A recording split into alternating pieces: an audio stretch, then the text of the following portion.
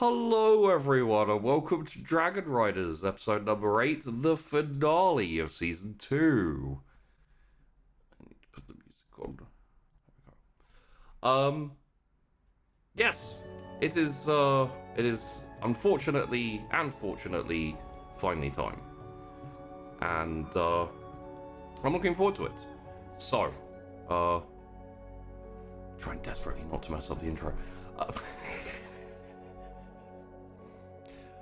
I'm Sheepdog, I run the Wandering Inn. This is Dragon Riders. There is also a Monday show that I run currently. That is run off the Patreon. The Patreon, all of the money pledged on Patreon goes to the cast pay. We have enough to fully fund the cast pay for Monday and partially for Friday. So in fact, those of you who are on Patreon, who have already pledged, you are partially paying for the Dragon Riders cast as well. Thank you very much. Of course, a fair part of it is me as well, so well done me.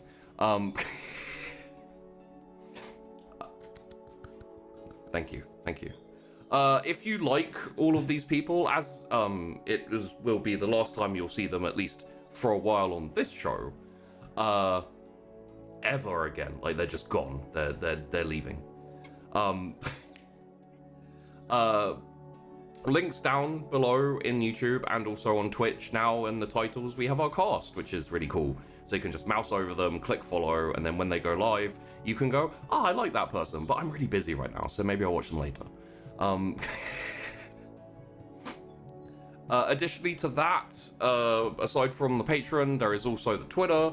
There is also the Discord, both of which basically you can just use for notifications. You know, if you don't want to keep track of when the shows are live or when the videos go out on YouTube, then Discord is good for everything. Twitter, I mostly just put when we're live. And occasionally I retweet other people, but very, very infrequently. Is there anything else? Did I miss anything? Rule set that you get from... Thank you. That doesn't count as messing it up. Although it appears like the prediction's already done. Did the prediction say Sheepy messed up the intro, or who won? Well, we didn't get payout last week, so this is outrageous, frankly. Okay. Well, I feel like it went well. Oh, it isn't done yet? I just can't see it, apparently. Okay, fine. Well, apparently I'm just completely excluded from this experience. Aside from being the one messing up the intro. Yeah, so I actually created the rule set for Dragon Riders. It's the rule set, the setting. Obviously, you know, as with anything that is ever created, you draw inspiration from places, you put in things that you like from other things, but the lore, the scenario, the world, everything is all custom made by me, and I'm planning on expanding it a little bit. Don't hold me to anything. I am considering writing a very short, like, kind of novella about the whole Niana beginning of the Dragon Riders. And maybe I'll even voice it for an audiobook style thing and put it up on the Patreon. I don't know, it depends on my free time and everything, but I'm actually would really like to, you know, write a little bit of stories and stuff. So, with that said, what was I talking about, Tash? I was talking about, the setting. Currently, the system. If you are interested, if you have a group of friends who are like, wow, it'd be really cool to play Dragon Riders, I have uploaded to Patreon the rule set. It very essentially, it just includes the backstory and lore. It includes the kind of the rolling system with the tags and with the stats. It's all very basic and kind of how you use it. And then the details on the different colors of dragons and what their abilities do, what their powers do, and then the different types of dragons, and a little bit of details on like what tags they start with and stuff. I think that's everything. So, with that said, shall we touch on what happened last week, and then we'll go back into where we left off last week. Last week, I feel like the majority of last week was a lot of discussion on the politics and the exact viability of your options left to you, basically. With Perry thinking that it would be better to take some kind of stance in the political world, even if it is, I am here and now I am neutral, come at me, bro. Or yeah. I think Cassandra especially was much more interested in staying neutral. Like true neutral. True neutral. Where it's like Perry. let's not jump onto a mountain filled with people who are, you know, going to be politically involved and say, I'm gonna protect you. Let's go find somewhere where no one can find us and you know, basically isolate ourselves from worldly problems. While also training people. Training people, sure. Training everyone. I mean, one of the things I've been thinking is that you, at this point, you kind of have to have dragon riders. So raising dragon riders isn't a terrible thing. You could maybe get a situation where you're raising dragon riders to essentially make their own choices. And basically like, hey, welcome, you're a dragon rider, we need you to help, but you have to make that decision of how to help. So it'd almost be like a university, you know, you go through like 4 years, learn how to think, and then get sent out into the world to get a job. It's like, what do you want to do? Do you want to join the king in the mountain?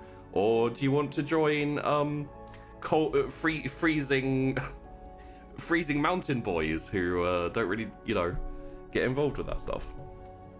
Anyway. And to fill you in on what happened with Ultra had a little bit of a heart-to-heart with Odor, and spent the rest of the time being a little bit sad. I did participate in some of the conversation. You did. Just a little. You did. He's awake now. And sad. Yeah. And finally they decided to essentially for Cassandra and Argent decided to reach out and try and make contact mentally, let's call it, with the lurker, the primal, possibly primordial being thing that exists under the hills, under the swamp, and is slowly waking up. And was basically like, hey, how are you doing? We're not dangerous, also not dragon riders, we're not the people who sealed you. We'll let you become unsealed if you maybe, like, make a deal with us, possibly, please? And that's where we left off last week. So, I guess we should get to that part of everything. And go back into that.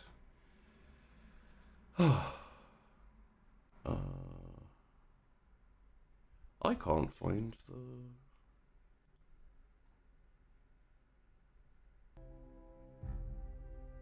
There we go. So, Argent and Cassandra, you have made contact with the lurker. You have made the initial kind of tentative reach out to like, hello, anyone home? And been answered.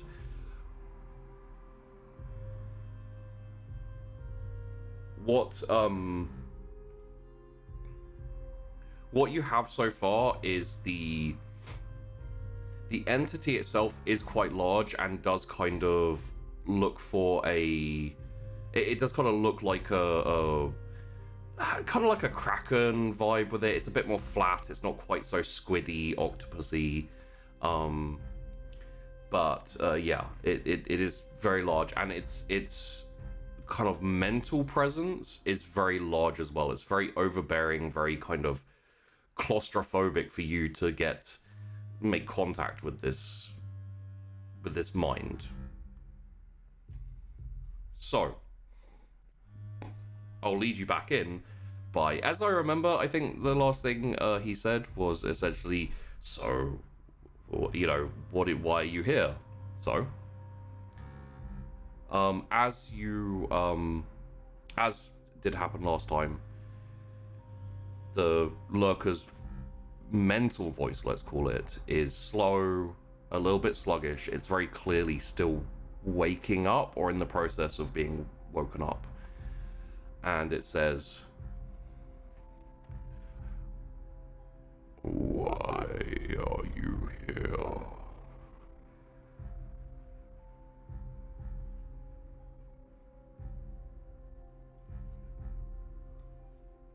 To work with you.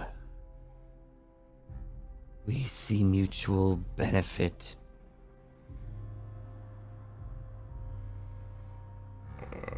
And you say you are not with the riders?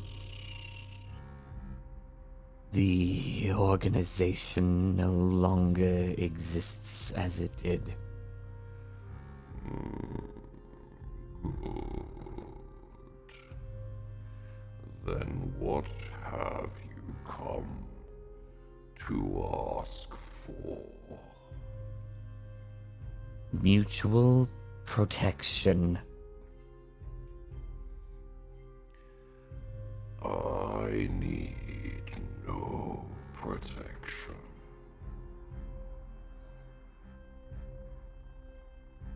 With all respect, you live, but you were contained. It could be done again by those that ceased what is known to be as the Dragon Riders you knew. I have been sealed for merely a blink of my eye. Those who may try to seal me do not think about what I would do when I eventually am released again. Agreed. I think it was short-sighted. Would you not rather have allies? However?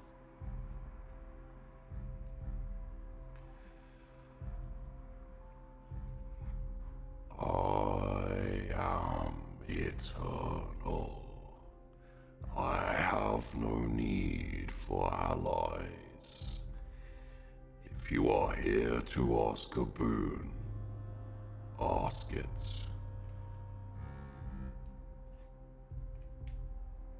The boon desired was protection. We merely did not wish to ask without offering something in return.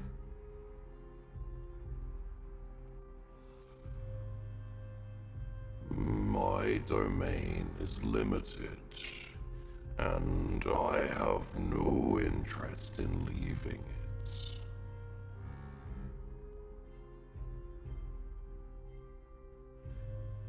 Those who step into my domain will be destroyed. What if there was a boon requested for safe dwelling here alongside you? Safe dwelling for who?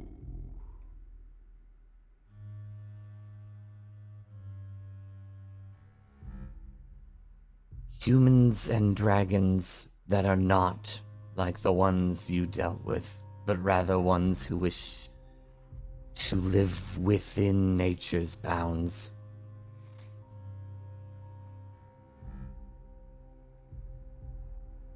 My domain cannot hold many.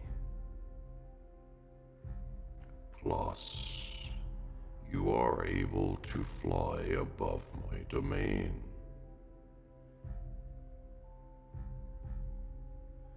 I see no need of sanctuary. There, unfortunately, are armies in the land forming that do not like opposition.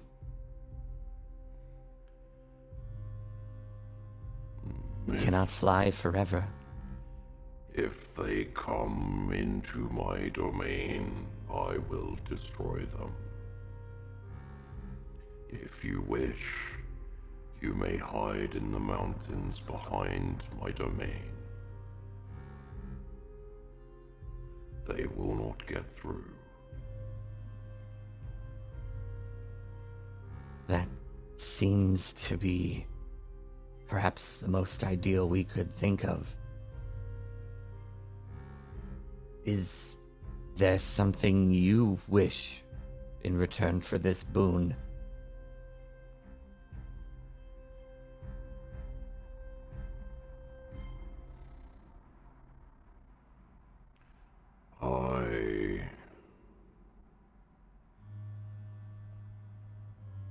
I desire never to be sent down again.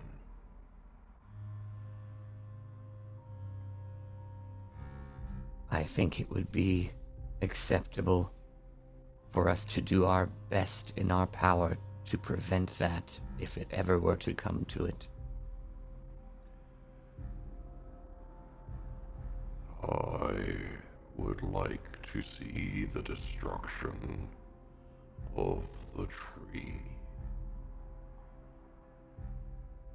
The tree that seals you, correct?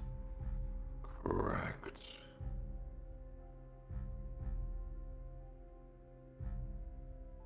While I personally have no qualms with this, I must confer with my companions, though I think it would be easy to convince now that we know you better.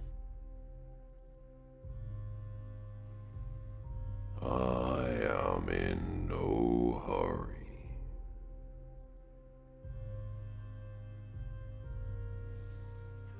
Thank you, Great One. I will take leave of you and let you continue to rest. One more thing before you go. If you would like, we could come to a more beneficial agreement.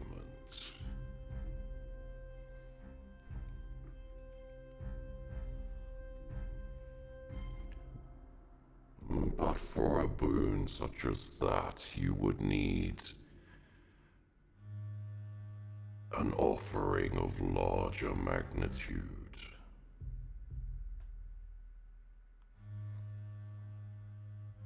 What is your request? I request the destruction and sealing of Neriti and Riazorm as well.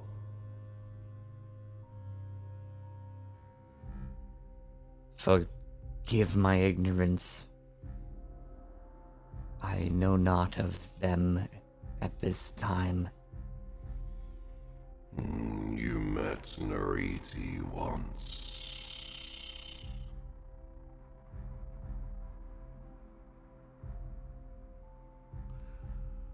Away in the deep roots, a giant white serpent. Ah. The one who seals, yes. The one who sealed me.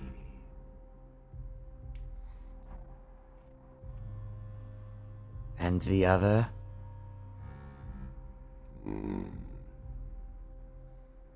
Her ally and tender, Riazorm.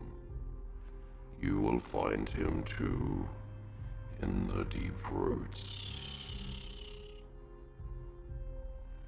Do this for me, and I will extend my realm and welcome all who call you friends.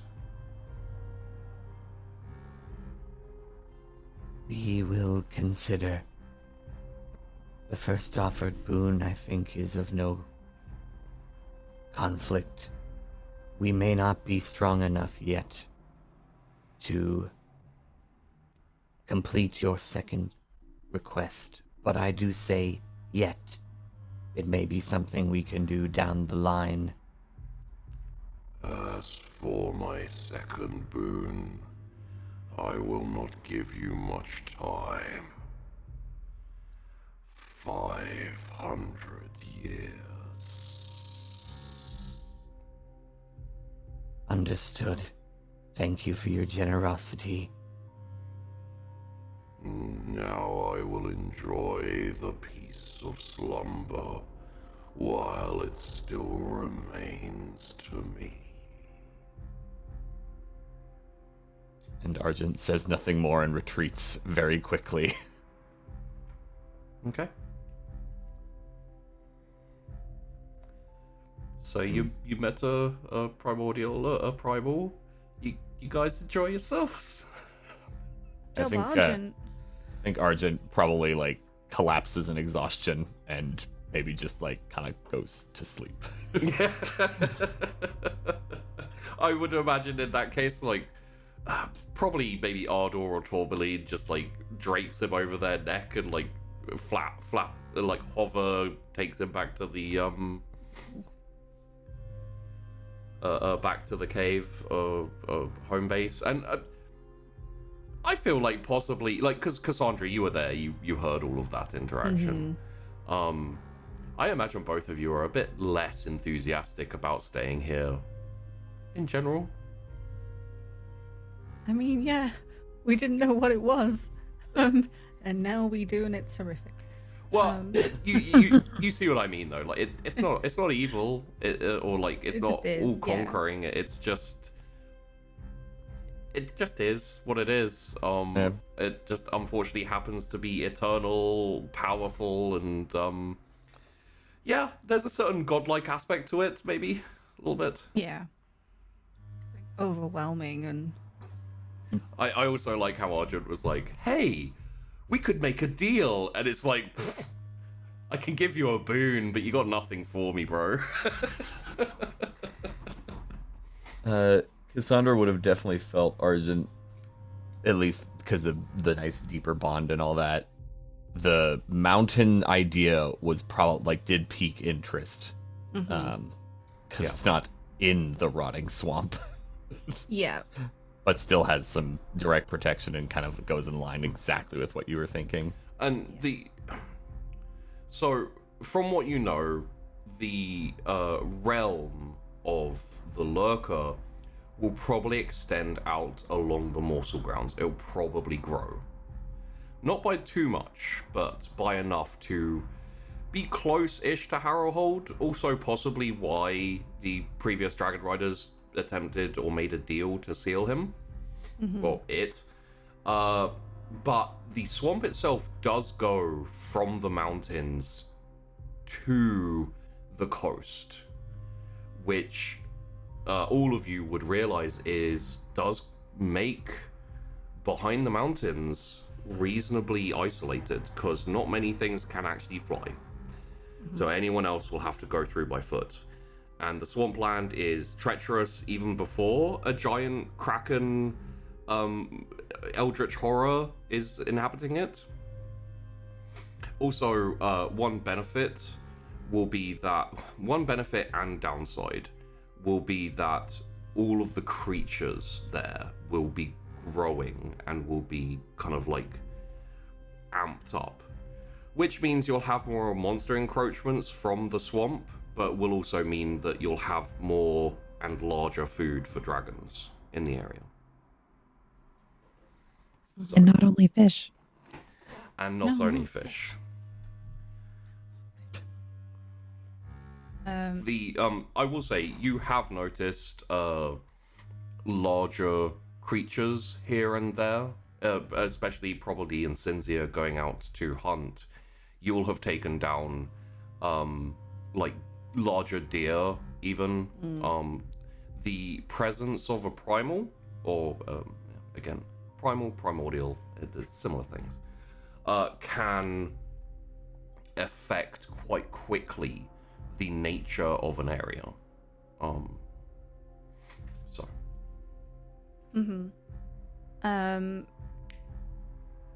Yeah, my concern is Cutter's Ledge a little bit, and obviously Frontier and Sagacia are also quite close to the swamplands. Yeah. So how they'll be affected by this growth? Yes, it's very likely that Cutter's Ledge will have to be abandoned, Frontier may be much, much more dangerous, and Sagacia will be isolated. But then again, Ultra can tell you, it's kind of always been isolated. Yeah, I was like, they already were isolated. Yeah. Okay. That's fine. Fine. It's interesting.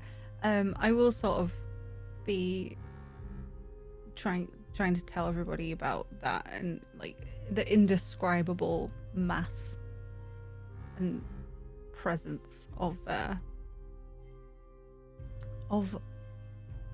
primordial. But we have the two options. And would we want to, like, I don't even know how we would begin to seal the serpent. Are we much in the same way they sealed the primordial? But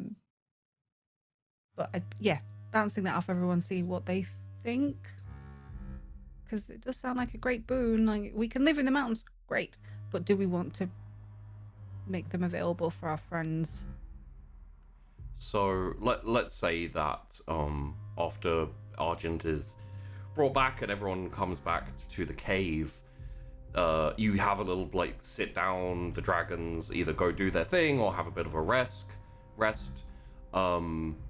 And Cassandra fills everyone in on exactly what transpired and what the boons kind of offered and asked for were, and what the request was that was made. It also brings you to the knowledge of not only the we'll refer to him as a satyr essentially, and if you want the names, I can throw them up for you. You have the satyr-like being, except for it's extremely large and a lot more dangerous than a Lion Witch in the Wardrobe type satyr, which is Riazorm. You can take a satyr, it's fine. Sure. And then you also have the large white snake that is the thing that Argent saw before, which is called Nariti. And you hear about that and everything. As far as I can remember, you all know that Riazorm is a primal. You don't know about Nariti, so, but it's probably a safe guess given the vision that you had of it / her. Yeah. Feel like we read something about a satyr before. Yes. It was in the accounts of... it was in the accounts of Master Belote. To do with the wild dragon came and told the riders that the lurker was reawakening. And they went to try and reseal it and had a encounter with a primal called Riazorm, who was a very large, potent force of nature, and essentially they negotiated to reinforce the seal, let's call it. Yeah. the details of which kind of finish with them meeting Riazorm. So, Okay. Okay. And so he's only given us 500 years for that second option. Oh, only. Oh, Yeah, he seemed quite infinite, and that was a short amount of time. well, I guess we do have more time than we originally thought as well. Yeah.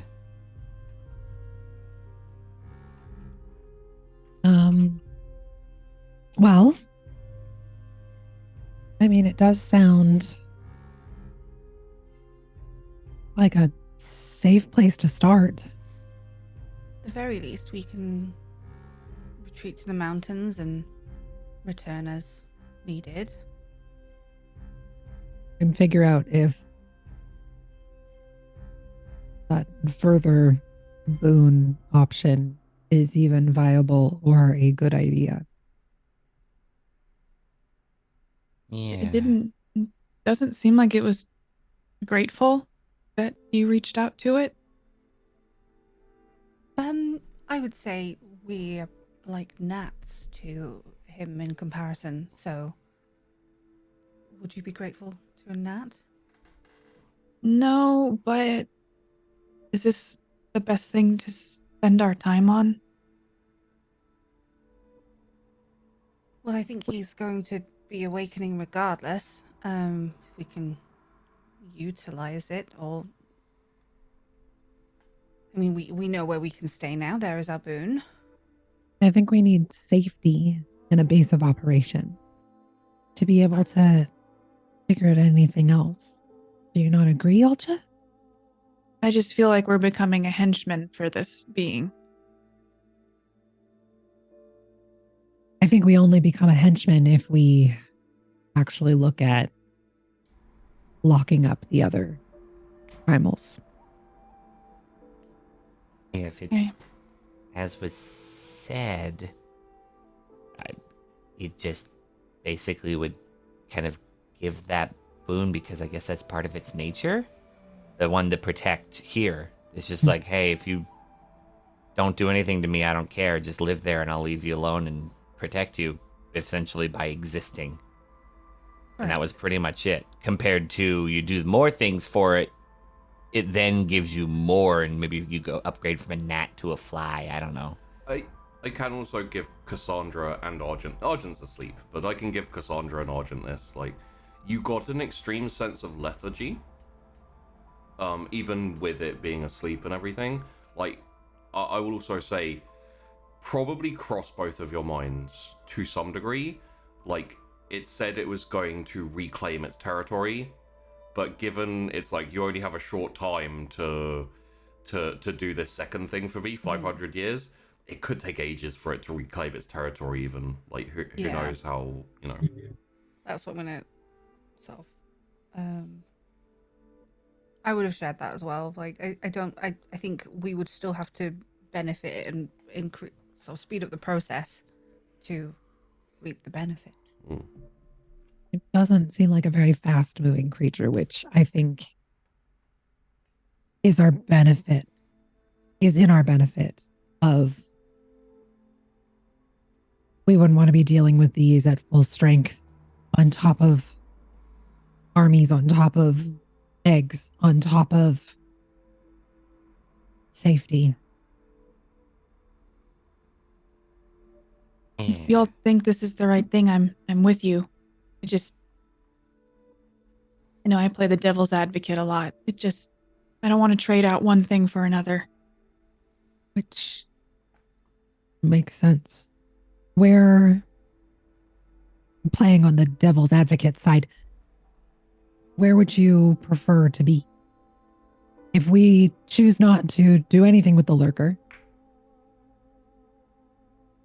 what's our next option? Honestly, all I can think of is surviving. Which I don't know that that's a viable option either, and maybe this will help us survive, but maybe this is a collaborative effort. I just thought the response would be different from it. I don't know what I thought. And I know that I don't have all the best ideas right now. Because we don't really have a lot of options, I don't think.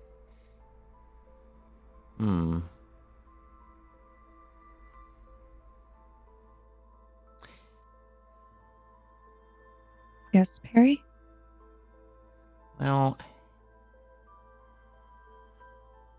Cass, you were talking a bit about the whole idea of having some sort of neutral place where we can, well, you, new masters, I guess, of Dragon Riders, us, have a safe spot for people to come and maybe bond with other dragons and the eggs and things like that. It might be a good place for that, and eggs would be safe here compared to where desolation came from. There's one big problem, though, I think. You said Yes. 500 years? Yes. What happens after the 500 years? We'll be gone. What about the people who remain? Do they renegotiate with something that's already so powerful that it doesn't need to negotiate? Well, the 500 years was to the time limit we have for sealing Rizom and Neriti, not Not the freeing- protection? Not the no. Yeah, that was Oh. unrelated. Didn't it all? You said us and our friends. So as long as maybe we maintain a relationship or like have new people, if they're living here, meet it to offer friendship, that might be enough. That would be my understanding. And whether if they harbor ill will, then they would not befriend. That'd be their own doomed destruction, basically. We would have to figure out how to get them through the swamp to be able to get them. I think that would be with just any of you, right? Caravanning, more or less, not sending them alone. Flight over, yes. Sure, there are ways. What if we just don't like somebody? Does that make them the enemy? No. I hope not. No. We just, the stories we heard growing up and the tales that were told when we were kids, like whenever, say there's a troll at a bridge, you have to be so specific with the terms that you come up with. It seems like making a deal with a god and then hoping we got all the wording right. I understand the concern. Valid concern. It definitely crossed my mind. We don't know quite what we're working with. And after our interaction with Desolation, wording seems to be a very particular nuance to these old beings. And that being said, though, sometimes you just have to pick the best option. Yeah. And this just might be the best option, even if it's not perfect. Questioning a very sleepy Primordial was not... He was irked somewhat by our prodding. So perhaps when more awake, the discussion could be had about the exact terminology. You said you used the words protection and friends, right? That's fairly specific Mm-hmm. in that if it said a friend of ours, we say this is a friend, and it goes, okay. Well, it was any who call you friend. Was it call us or we call? Because that is very different. I agree. Because that could mean that any of our enemies come in and say, we call these people friends, and they walk right in the front door. don't That'd know be that there would be something, discussion, is it? My interpretation, which, correct me if I'm wrong, Shelby, is almost the intent behind traversing the swamp would it's not like he's going to have a conversation with everyone saying, "Are you a friend?" But rather, if they come with ill will, then that is my understanding. Yeah. But then I think that would just be a good thing to maybe check when it's a little more awake. Yes, yeah. But regardless, we know that anyone in the mountains to the south, at least directly affiliated, or this group of us, would be safe. As well as the eggs, which is huge. And I suppose to say that once we figure this out, maybe this is our temporary start until we figure out the absolute best place. But this seems to be, for right now, our safest option, our best protection, and our best place to be able to get our footing of our future that is not involving politics. It's keeping us out of everything that we've been concerned about for the last couple weeks. I agree.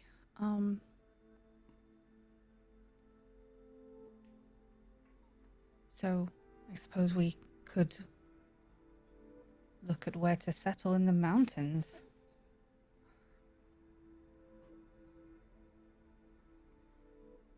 You do have the other faction up there. Oh yeah, I thought they were like closer to Sagacia and like near that big mountain. They have different views that we. They do. All I would say in that regards is it's not impossible to set up in the mountains too.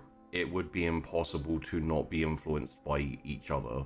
Mm-hmm. You're too close together, and you'd also have to share food. Like, there's not that much food out in the frost and the snow and the mountains. So There isn't a swamp. would we want to join the others in the south? Or they join us, depends. I think they join us. I think if they go with what you were deciding and what you wanted to do, that is kind of close to what they wanted in the first place. If you have a bit more organization and walk up with, hey, by the way, we have a boon with the primal that keeps us safe. Would you like to join us?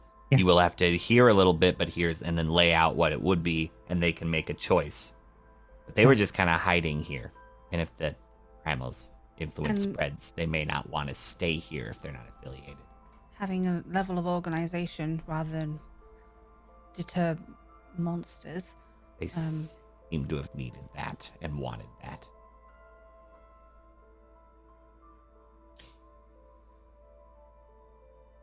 Then we should speak to them. Yeah. Yes. Let's Yeah. I agree. And I will happily join you with that. But I will be going to Lowhold. When?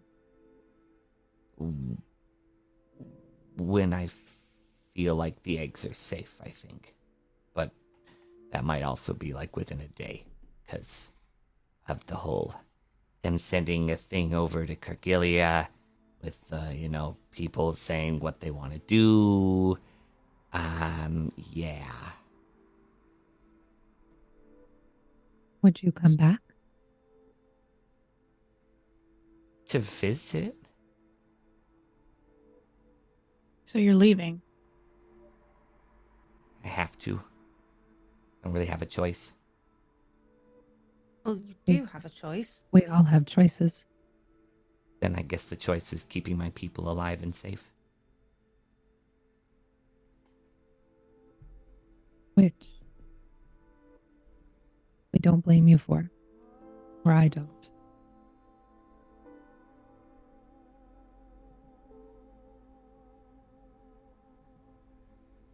Why we were Anyone? chosen.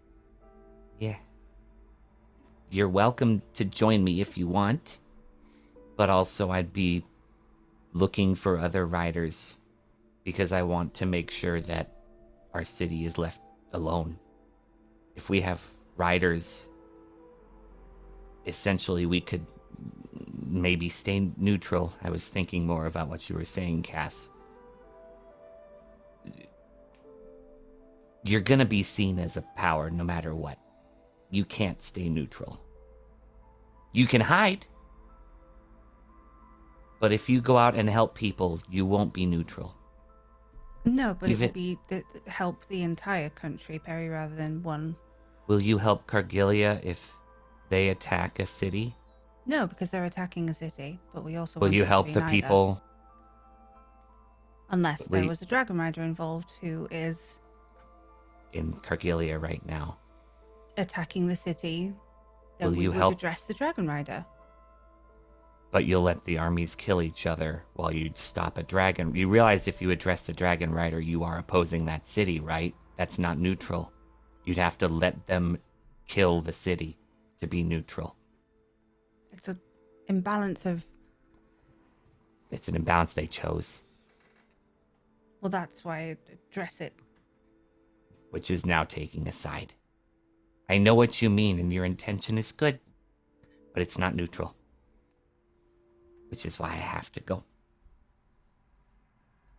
And if I can find dragon riders who are in between, I can offer them a safe haven, a roost, and we would be able to stay neutral because we'd have more dragons. And we would just say, we'll keep being a city and working with people, but we're not going to be conscripted. We're not going to attack you. You leave us alone. And if we have allies, you don't attack those allies. You leave them alone for good trade and peace. But we don't have an army that will go out and attack either. Defend. But if you get involved with a dragon rider that is affiliated with the city, you are taking the other side. Even if you're not, they'll see it that way. Do you think your brother would think you defending a city's from a dragon rider would be considered an ally of them? My brother is disagreeable. And a general. That's very... He would look at it from a military side. I'd also give a thought to, especially Cassandra, but just the group in general. If you go out and deal with a dragon rider attacking an army or attacking, taking sides, then you're going to run into a very political situation if an army attacks Lowhold and Perry sallies out with dragon riders to deal with them, because technically speaking, that would be seen by many people as the same thing. Which I realize no one would want to have to go out and deal with Perry, which means that you would possibly be like, it's fine, it's Perry. And then, And Cassandra's sort of like, well, probably trailing on from that. When does that stop? Like, what if Perry wants to expand Lowhold in the future and go out and just take the lands? Probably makes you go like, I kind of see what Aradan was getting at, like with the not getting involved at all with people. Yeah. But yeah. I feel like at the end of the day, everybody has a bias. And the sooner we admit that, the better. And I do understand your point, Perry. I just don't think there is a brilliant solution for it. I agree. Honestly, I do. That's why I think, warning you. In the neutrality sense, that you're going to bump into a bad choice at one point that doesn't align with what you're hoping right now. Unless you completely have no interaction with anybody. That includes finding new riders for the eggs.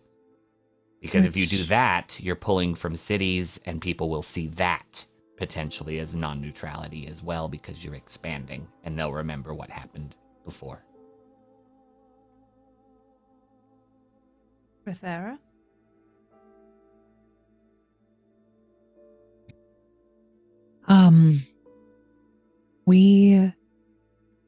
We need relationships with cities. And Perry is correct on that. We need a broad range of people and skills and personalities. And that comes from different upbringings and different environments.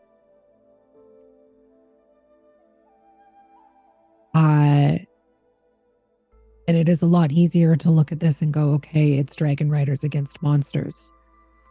But when we start viewing different sections, towns, our own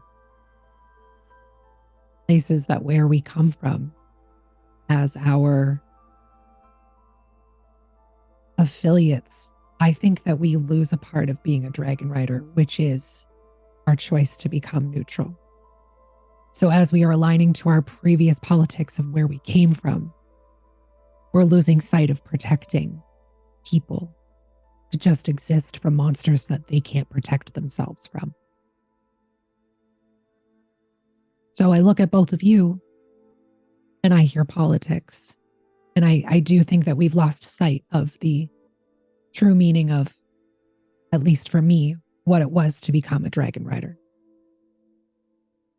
And although, Perry, I understand you going, you're also turning your back on us and what you were chosen for. I didn't want to leave in the first place. And I understand that you feel like you have no choice. And I respect your commitment to protect the people that matter to you.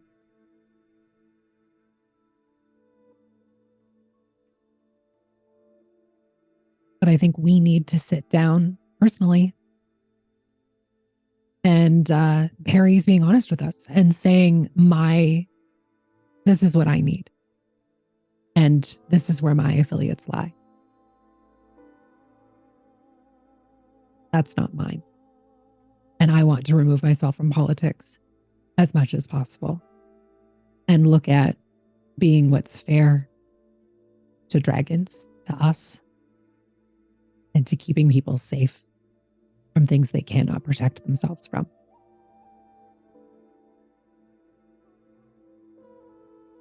I don't mean to beleaguer the point, because I'm just curious. If a city's attacked by another city and they're helpless and they're being absorbed by, say, Cargilia, are you gonna just stand and watch? It's politics. So yeah, you'll let the city get razed, even though they can't protect themselves. How is that any different from a monster? People I against people. The minute politics get involved, you become a monster, and I don't know that there's any way you can avoid it, though. How can we avoid politics? Our world is already infected with it. You can't undo this unless you start the world over from scratch. You can't make people see things differently without a lot of evolution. And right now, Perry's making a choice, and I get it, Perry. Your people are more important than us. It hurts. But I don't know that we can avoid politics with this. How can we? Everybody else is already so invested in it. I don't want to be. I grew up on the side of a mountain with as little politics as possible, but we still had views and we still had people we hated and we still had ideals that were not good. So no matter how isolated you are, you're still going to encounter it. And we just have to keep each other in check, which means if we see Perry doing something we don't like, we deal with it.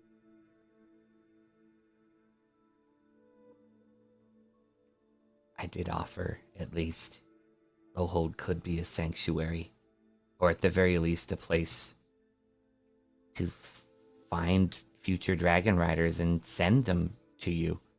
It doesn't mean I don't want any contact with you or I'm turning my back on you. And by no means am I fully trying to say that. And if that was my It's what all of expression, you I'm s- sorry. It's I- fair.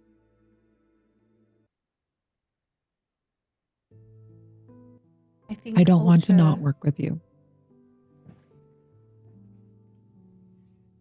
And I think culture's correct. If that's what you decide to do, Perry, it is healthy to have checks to make sure we're on the path and not using our power that we have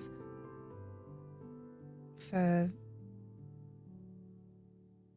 what we could consider the wrong thing. In, I don't know, 100 years, if Perry decided to, there's not enough room in Lowhold and extend. We just dig down, admittedly. As I'm using an example, Perry. I know, I'm just saying. But Eventually, though, you'd reach the core of the earth, and you'd have to grow outward. I think by then we might be dealing with other world issues. That might be several thousands of years from now, but I see your point.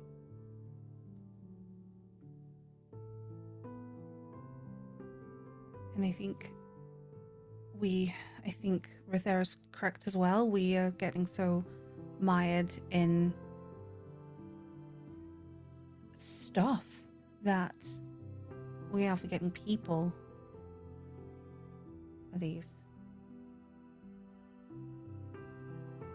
Well, we'll True always neutral is probably not possible, but if we have asked each other for context and different views and holding to account, we have something. I am concerned, Perry, about you being alone there as well, in that respect. You hear big steps, like hitting the ground, kind of walking towards you. Perry will not be alone. He will have me. That's true. I have already told Perry I will keep him in check. Told me they'll eat me if I go turn into a despot. It's a joke. It's a joke. Right? I would never eat Perry. There we go.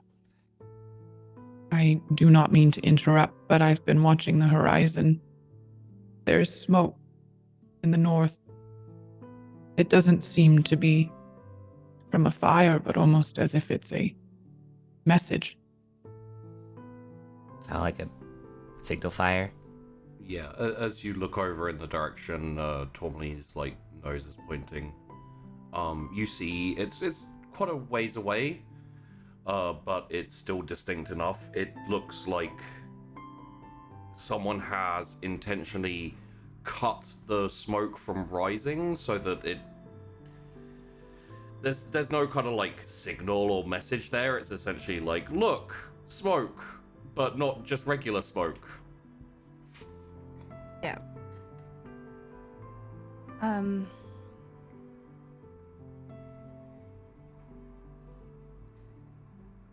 Well, I Where- think- Go ahead. I was just going to ask where is that? In what direction? To the North. Probably Towards in Arrowhold towards towards Lowhold? probably I would say in between, most likely in between here and Talion. Oh, okay. Like out in the fields kind of thing.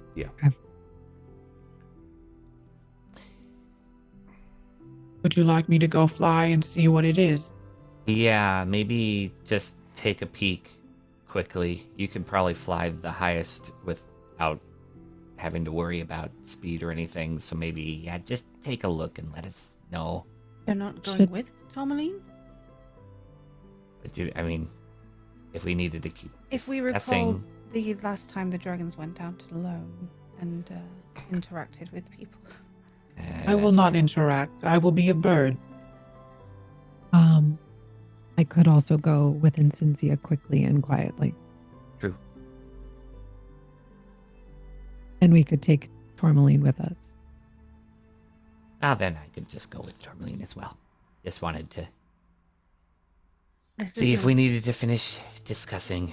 I guess the only other thing, we can look at that, check with the acquaintances we have in the mountains, let them know about what's going on with the lurker, and see what they want to do. Yes, I mean, they resolved to avoid their current primal issue. So, True. I do like Cassandra's idea of going to them and saying, here's our plan, and not Yeah. really giving them an option to Yeah, letting it.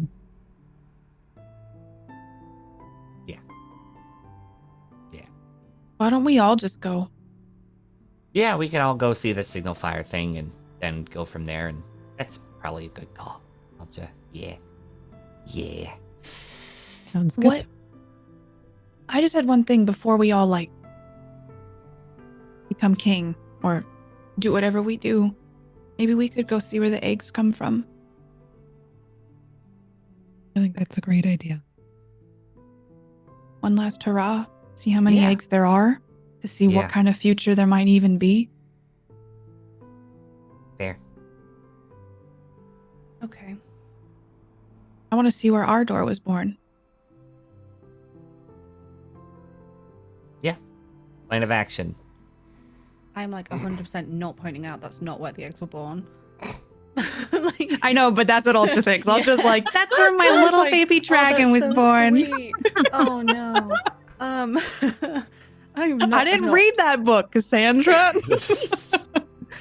You just got a bunch of romance novels. Yeah, I was reading those. So You just like, our door puffs up a little bit. There's like just a little bit of, I don't want to say pride, but like that, like, oh, there's Ulcha. Like there's my person that I'm there to protect and love. And just that little bit of seeing your spark come back. yeah. You see a physical reaction from Ardor. So I'm not squashing that joy. At Like, the- I'm gonna let this one slide. I didn't get a well actually. Actually, at the same time as Ardor like puffs up and the middle head gets straight and kind of like a little bit smug and proud, the right head is like spins around and like starts doing the doggy like chewing on my hindquarters, and it's just like oh yeah. little bit Yeah, the three ruins heads. the impressive effect, but Oh yeah, and then the other one's still sleeping, of Yeah. course. Like the other one's just like, unless it has to be, it is like I sleep all the time. the other one's just like draped over the other two, just kind of like hanging like a hammock. Do no. you have something wrong with your scales, Ardor? My scales? Oh, they're just itchy, and it's easier than knocking over a tree. Okay. But I'm an adventure sounds great. Ulcha? Yeah, I think we should all go. Yeah. I'm already like walking over to Ardor. Mm. Yeah. Would you like to take the eggs with you? I was just thinking about that because if we're going to be heading up to Niana's Fall, it might be that we don't like leaving them alone anyway. Going What are they alone anymore? Going a little bit further, would you like to take everything with you? Packs. That's a bit risky because we're going to be books. coming. Like the plan is to live in the mountains after this. We're in the swamp right now, though. Yeah, but Yeah. south of us. Oh yeah, true. Yeah, to take everything We, to like, go come up to come back. back down. Yeah. Yeah. I guess Ulcha's not thinking like we've made a full decision yet, so I don't know Mm. that she would be packing up just because it's like everything's still a little bit up in the air. Kind of. It's more solidified than it has been, but is it pack up time? Cassandra's like, we are moving to the mountains. I Yeah. think Rithera would want to say let's take what's important, so the eggs and a couple of the books, if we feel that knowledge, because we did attack somebody else and steal their books, if there's knowledge that we want to take with us, that kind of just becomes strap this onto the dragons and it comes with us till we have a safe place to protect. Is Niana's Fall safe? That's where the Is anything safe? Ah. I know. Sorry, I have made an unsafe world for you. No, Cassandra's thought is like we would take to take the eggs, but everything else, if we're going to Niana's Fall after this, like I wouldn't want to give all those books straight into Agni's hands. Yeah. One last question then, because one person didn't answer this. Perry, are you packing up? Well, Perry would always take his tools. Oh, pretty much every sure. time. So pack up fully. Yeah. Yeah. Yeah. He doesn't have a ton, admittedly. He's basically just got his tools, which he almost always takes anyway. So it probably doesn't. The thing that would be noticeable is he grabs his bedroll. Like, that would be the one thing. Because that's probably maybe the only thing that he has that's not tools. Okay. I will say that even though there's not too much, it's still noticeable enough that Perry is packing up everything. And everyone is going to head to the smoke, yes? Okay. Yeah. Argent definitely wakes up for this. Probably like a mild prod from Cassandra. Yeah. Go. Like definite bags. If you can get bags under a dragon's eyes, absolutely has them. Just full exhaustion. Yeah. So you get ready, get prepared, jump on your wagons. Wagon. And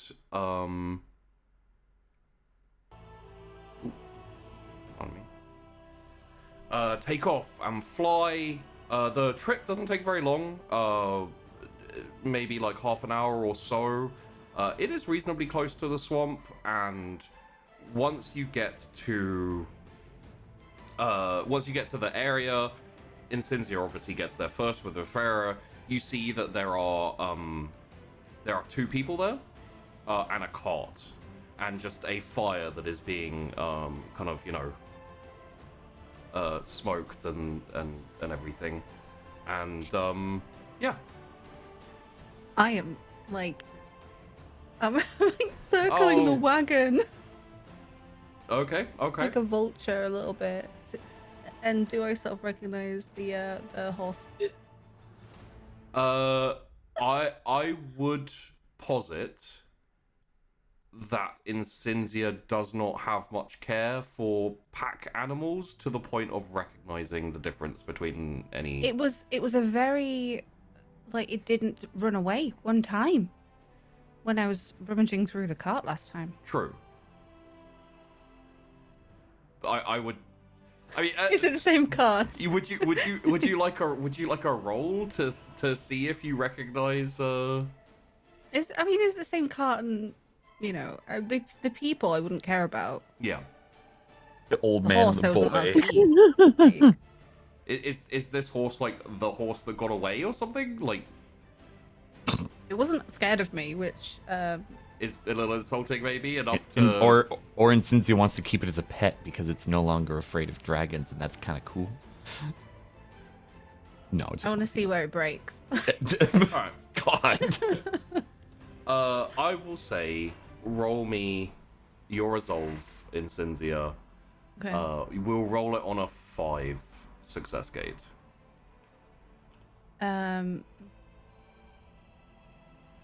Okay. Are you looking to see if you have any tags? I don't need no tags. Oh, Jesus. Yeah. You don't even need the 5 success gate. You could have rolled on a normal. Yeah. It seems to be the same cart, the same horses. just to give you an added memory recollection, you pretty sure you remember there being food in that cart last time? I do. I am gonna do like. I recognize them. They were fine last time. I'm gonna do a little swoop. Okay. If I'm feeling you like turning into predator mode here, do I sense a sense of like circling for prey, like what we do when we're hunting? No, I want. It's like intimidation. And More. maybe some inquisitive hunger. Are I'm going to be trying to like pull back a little bit on the intimidation. So like if I'm noticing you're diving a little too close, I'm going to be like pulling back on the reins, and you would get help from Argent. Argent would probably pull alongside and glare at Incinzia due to the last incident that Argent was not there for. What? it's not time for food.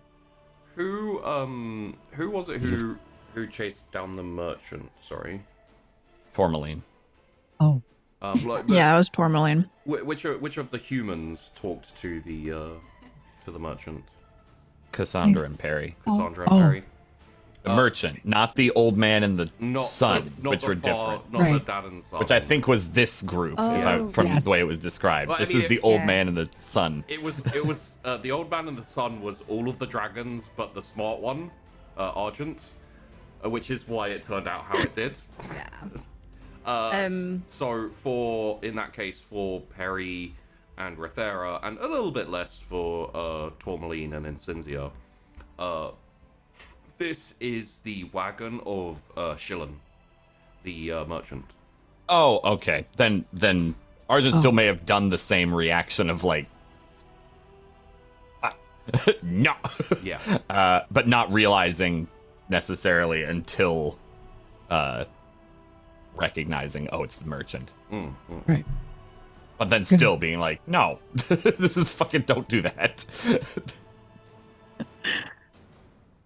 When you kind of circle there's like the figure down on the little ant on the ground, like puts his hand up and starts to kind of like wave with both hands, and there's like a vague kind of like in the carrying on the wind.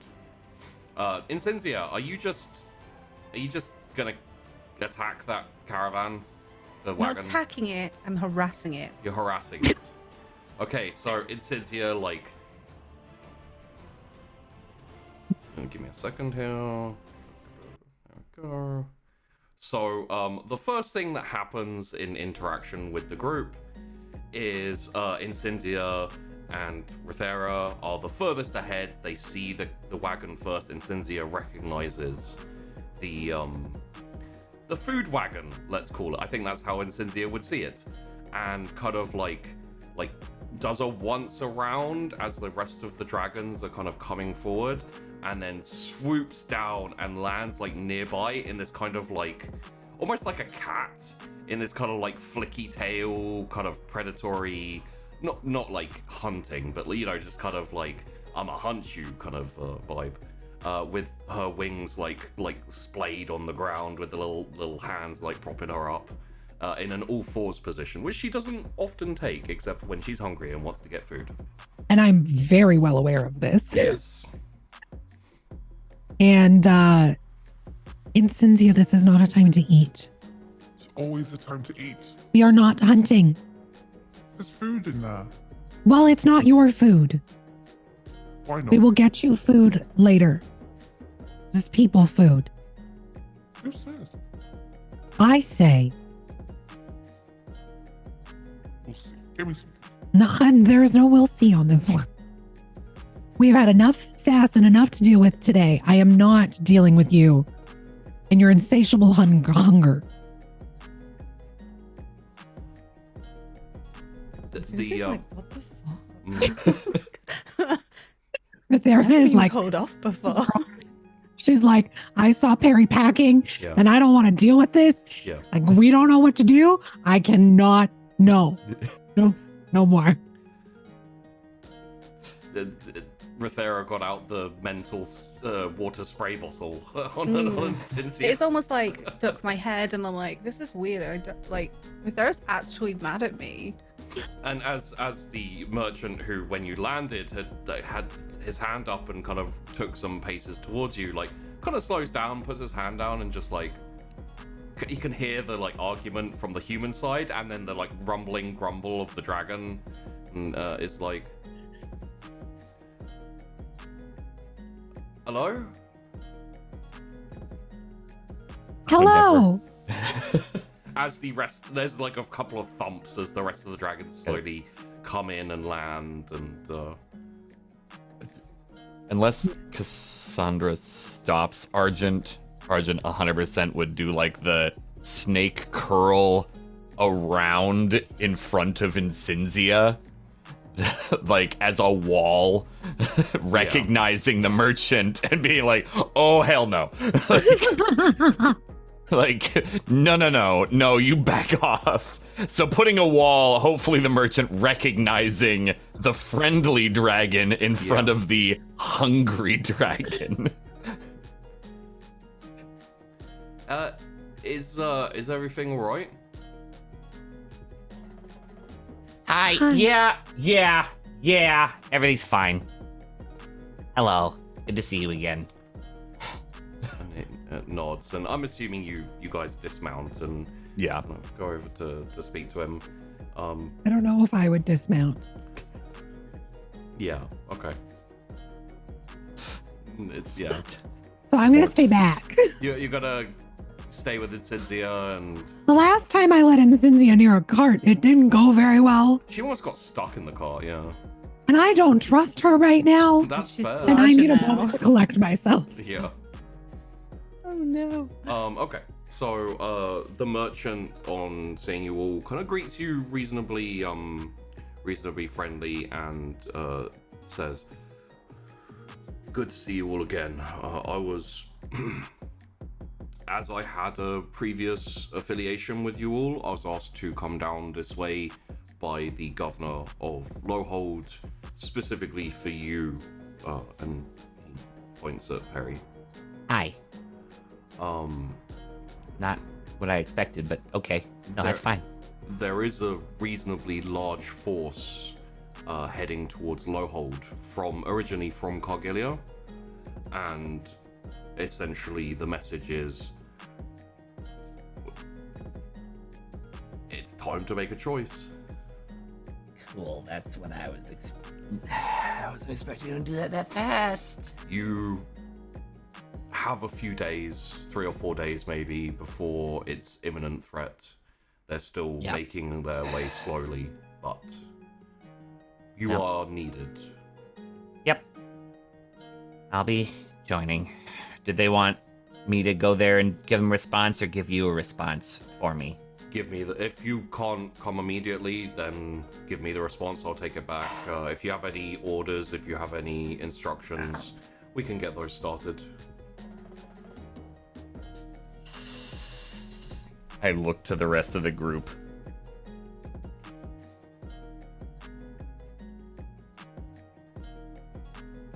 Not asking you to join me, because then it would be directly involving you in the politics you do not want. We've got a few days, so I would like to speak to the other dragon riders after you tell them with what your plans are and see what they want to do, because I will happily take any who do not wish to join you. We'll help you, Perry. Meaning, I kind of do a check-in with Ardor. Just to get I probably put my hand on your side just to see if I get a feeling of like if you bristle or if you. There's like an undying loyalty. So Okay. literally, if you say, we're going to do this, there's not any fight. It's like, okay. Yeah, I think I just do like a check-in and then I just look at Perry, and I'm not saying we're going to stay, but we will help.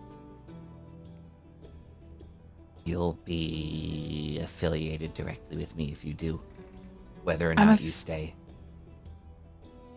I'm affiliated, and people will see over time with what I want to be affiliated with. Today it will be with you. Okay. The merchant as well says, I am instructed to tell you that that Lowhold has made advances towards a small group of currently unaffiliated riders to the north who are currently residing in the desert. Would you clarify? What do you mean by advances toward? An offer of home and hearth for the occasion in which you decided to join us. Nothing Got it. has been decided, but we thought it was best, the town thought it was best to prepare for any eventuality. So the governor has started negotiations. Right. Okay. If you say the word, we could set up a meeting with them in the next few days. Barry kind of looks to the rest of the group again, and then Yeah. Tell the governor I accept. And I'll meet with them at Lowhold in a couple of days. In that case, I should get going before I lose all of my wares. Ed looks over at the wagon for a second. Wise. Tell them to bring as much spare ore as they can to the gate in 2 days. And we'll reinforce the gate. and looking at Tourmaline. Once we get there in the worst cases. I'll let them know. And holds it out his hand to you, Perry. Perry reaches up and shakes it. Says, congratulations, my lord. I hope you... I don't want that. No, just thank you. I hope you remember me when it comes to trade negotiations. I will. I definitely will. You've been helpful in general. Thank you. And does a very small kind of like head incline bow, and then takes the other person who, just essentially a helper, who they both jump onto the wagon and and the cart goes off.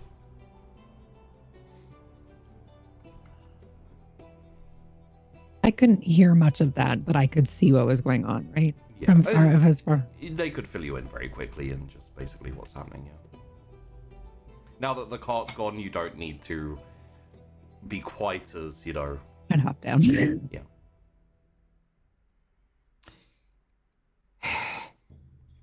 Guess I'm king now. I'm going to still call you Perry. Thank you. I do not. If you wish, I can call you my lord. Nope. Definitely not. I don't want that at all. I don't want that either. Great. I'm glad we agree, Tourmaline. Your plan for protecting your people, is it almost as though you're a deterrent? Yes. That's exactly it. I don't want to engage with them. It will be a, hi, we have X amount of dragon riders. Please leave us alone. We will happily have peaceful relationships with you. We will trade. We will do all that sort of thing. Leave us alone. If we have any direct allies who wish to remain neutral, please leave them alone too. I will unless they attack you first, then we will leave them and you alone. It seems semi-reasonable, and I'm sure I will be corrected heavily by the people who understand politics better in Lowhold. But if it comes to it, Perry, your advisors will probably suggest showing your willingness to follow through with said threats. Yep, I'll defend as I need, but I'll defend my people. Kind of like how we were willing and did defend Lowhold as best we could. Not Lowhold. Harrowhold. Arrowhold? Because if we were attacked while we were there, we would have done the same. Because we wanted to protect our people and our dragons. So. We did kind of stand up to a giant mountain of a dragon as best we could for a brief moment, and you know. But we have a few days, so we can still meet with those in the mountains. We can still potentially make it to Niana's Fall, although didn't you say there weren't eggs there, Cassandra? No, Niana's Fall is where the dragons bring the eggs for almost collection for us. I don't actually know if there are any there currently. Oh, Wait. it was okay. They're not born there? No, probably not. I mean, technically they're born in the egg chamber, right? When they They're and Find this with is in the text. They're born with the wild dragons, and then as part of the treaty agreement and just ties, they are brought to Niana's Fall, where they are placed in the vault. Yeah. I mean, the important part, Ultra, is when they choose their rider and become aware, is it not? I guess it's still a part of the journey. In a way, it's like they're born there. It's the beginning of their process, I suppose. Yeah. It's like they journey. get picked.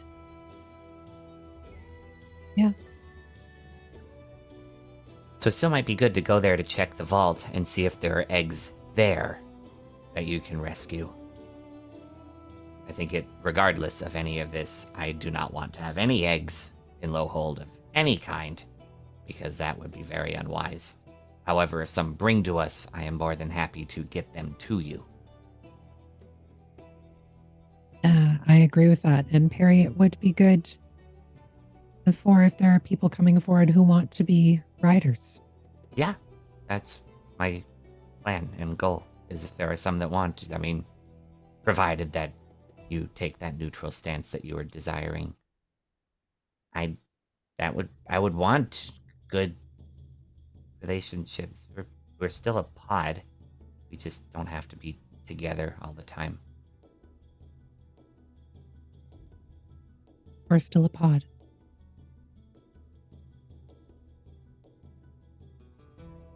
So, to Niana's Falls.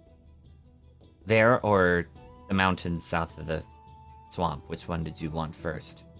Are you sure you wanted to go to the other group with a ton of eggs? Well, we can always stop. We have to stop over, or one of us can stay back, or I'm just offering. We all have, if we have eggs, then we have a more solid position for which to grow. True. That is a better potential for encouragement for them to join you if they want to.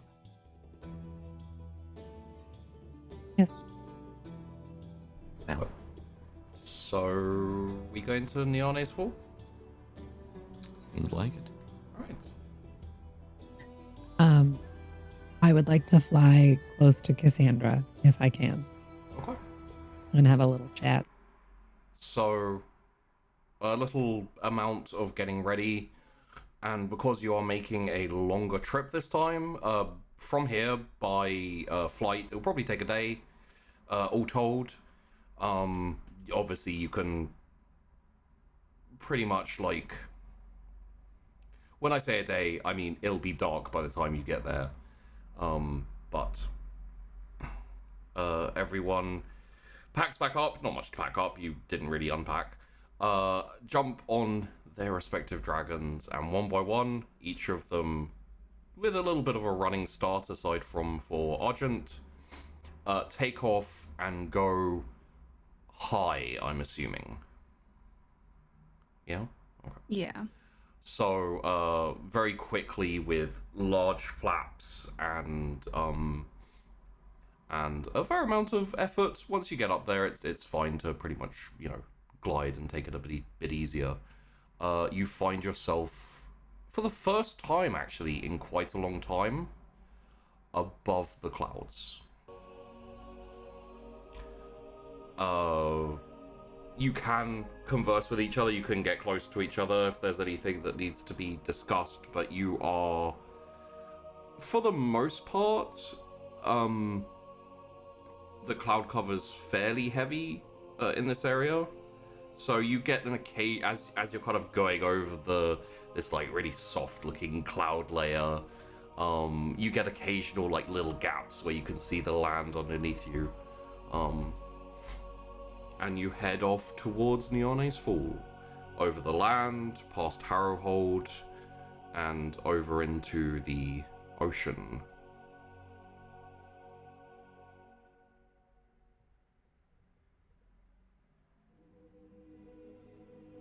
How? I'm up next against Cassandra. I would probably also try to find a time that we're a little bit distant from Harry and Ulcha. Easy enough. How are you feeling?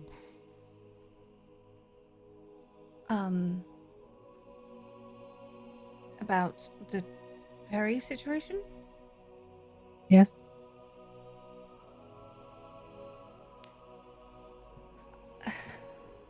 It's not my optimal choice. Are you going to stand with him? I don't think Perry understands that standing against certain things, he will have to take an action. Is he going to raise an army that he was so adamant to stand against? Only time will tell that action. I don't think it's in Perry's nature, but I think that we will be seeing a lot of changes from Perry. What he said and you agreed about us still being a pod, it isn't though, is it? He's choosing to leave us to join his people and go backwards. And if we are still seen as being so majorly affiliated with Perry, then we are, once again, being mired in. We will be lumped in with Lorehold. Especially if Ultras are going to help defend and prepare it. I guess I look at it as becoming a dragon rider was a rebirth. It was anew. And we were reborn into this family.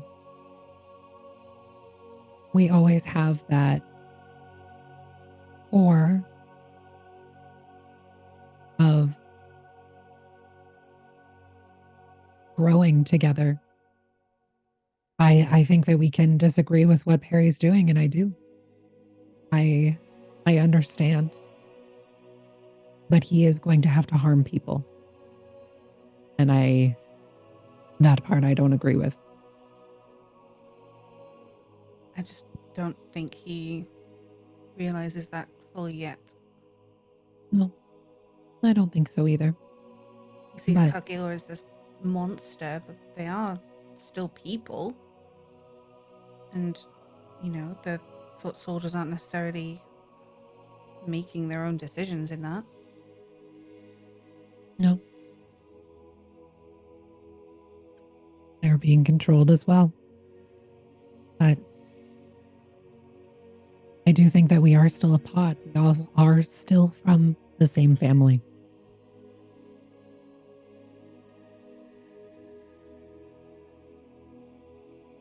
But that doesn't mean that I plan to stand with him. And I might regret that choice if anything happens to either Harry or Ulcha, or Tourmaline, or Ardor. I guess I just didn't expect, really, that we would be separating after we all made the decision. I don't want to separate. I've already lost family. A couple of us have already. But that's also why I understand why he's going. In direct opposition to my family.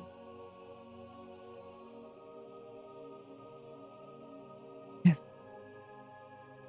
And I'm sorry for that.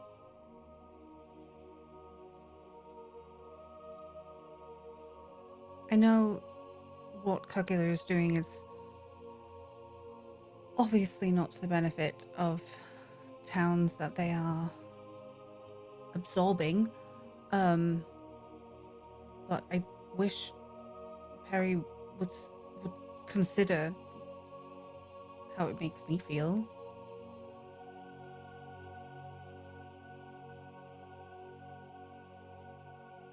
I think that he just sees protecting. And he calls me naive.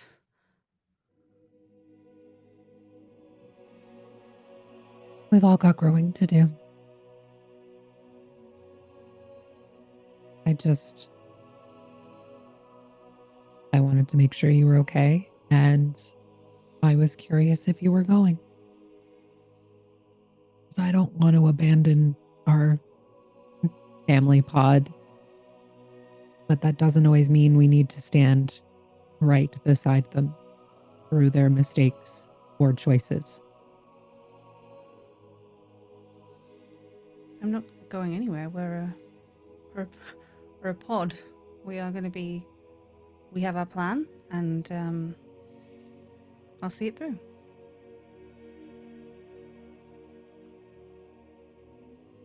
Thank you.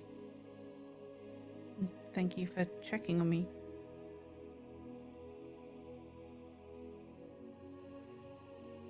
That's all that Sarah had to say. She just got very quiet. Okay. I feel like Anne would say that the majority of the trip is in reasonable silence, aside from maybe an occasional, like, quick aside.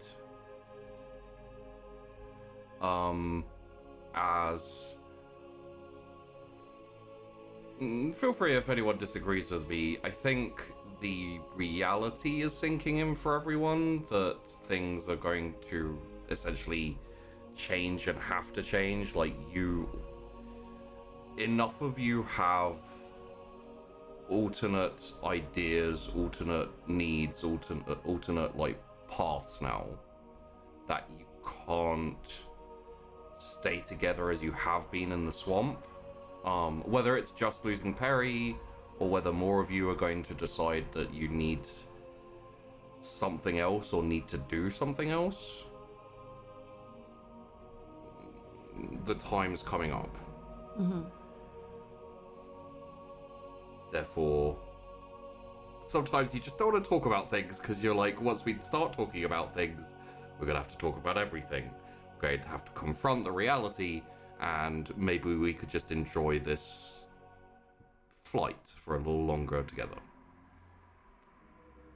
Eventually, you see land vaguely as the sun has gone down, and it is quite dark now.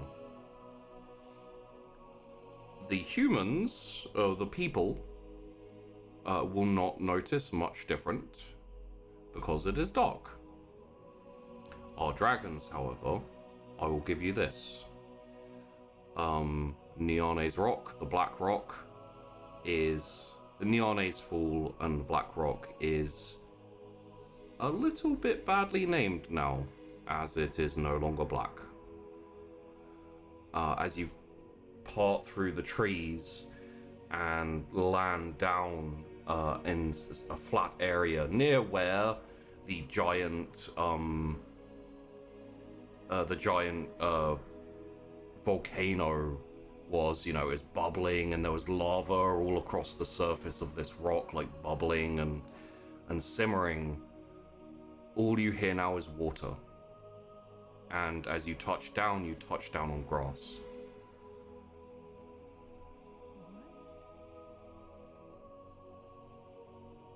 It's too dark to see much of anything.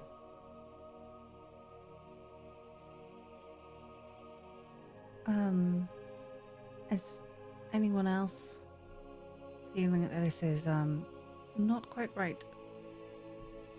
Yeah, wasn't this all dead before? Certainly different. It was originally bare volcanic rock and lava and ash. I'm fairly certain that the land doesn't heal and grow grass. Yeah, unless it was being magically repressed, I suppose, by a giant dragon called Desolation. That would do it. But that it growing this fast is bizarre, unless there's latent magic or something. Yeah. Hey, Maybe- Cassandra, what? Oh, sorry. No, go ahead, Alja. I was just curious what the book said this place was supposed to be. Well, this was the Black Rock. This is where Niana's vault is with the eggs that the wild dragons bring, and when Niana's fall. Would you like Good. to look in the books referencing like Niane's fall and okay. So references to the Black Rock go back centuries. Talks about the lava, the volcanic ash, the rock and everything. When you get to the histories, you notice a couple of references to Niane's fall that implies, now that you have a slight different perspective, it may actually have originally been named after a waterfall. Could. And you see references to animals, to trees, grass. Oh, then perhaps it would have regrown. And I'm just gonna sort of almost try and set off where I think the waterfall would be. I will say it's a bit dark. Yeah, I mean, You may want to wait till morning.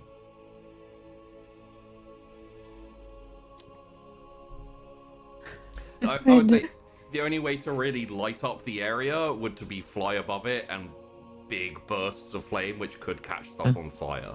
well, it- could Yeah, no. Argent not bolster my eyesight? No one else can join in. He could bolster your eyesight. He couldn't bolster your night sight because you don't have particular night sight. I would say the only being who could do much would be Ardor. Unfortunately, Ardor hasn't really eaten anything that could be. Do we Night see any owl. owls? Yeah, that won't be sacrilegious for your rider. It'll be fine. Ardor really immediately went for the owls? Oh, Jeez. Some freaking Okay. heresy right there. I know immediately like, well, there's now. I'm gonna go for that. Cass probably like takes a We step see any and foxes or like, stubs a toe on a rock or we've- something. It's like, oh, yeah, if we've landed, are there any nighttime animals that are not owls? What you hear is more crickets and frogs, toads, like smaller creatures. You could take the assumption that if things are reverting or returning to how it was, and around you is mostly just kind of grass, fairly long grass, but still just grass itself. There are a few like little saplings and things, but things appear to be returning in a reasonably slow pace, you know. To the group. Could there have been a seal on Desolation And this is like desolation was like the lurker, but was sealed here away from everybody else. And it turned the world into something that it wasn't. I suppose. So then I wonder where Desolation's main territory is. Makes sense.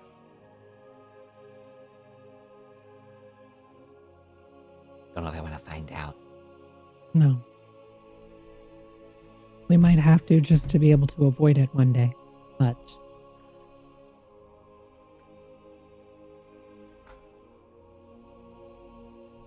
camp here for the night. Explore at first light. Good call. Okay. You set camp, little fire, and all rest up. I would imagine that you still have at least one guard dog who is, scaring away the crickets and the toads, growling occasionally. I feel like actually Incendia's quite admonished. Yeah. Is she grumpy? Is she sulking? She's a little huffy, but like Rithera was like angry. Rithera's not been properly angry. She's been told this has been told off a bunch of times, but not when she could feel that Rithera was like actually meant it. Yeah. Okay. Well, some of the dragger, obviously you still keep watch just in case, you haven't let your guard down completely. Mhm. However, the night goes through, you get sleep, and when you wake up to the sound of running, like it's a ways away, but even from where you are, you can see it. What was a volcano is now a large plateau mountain.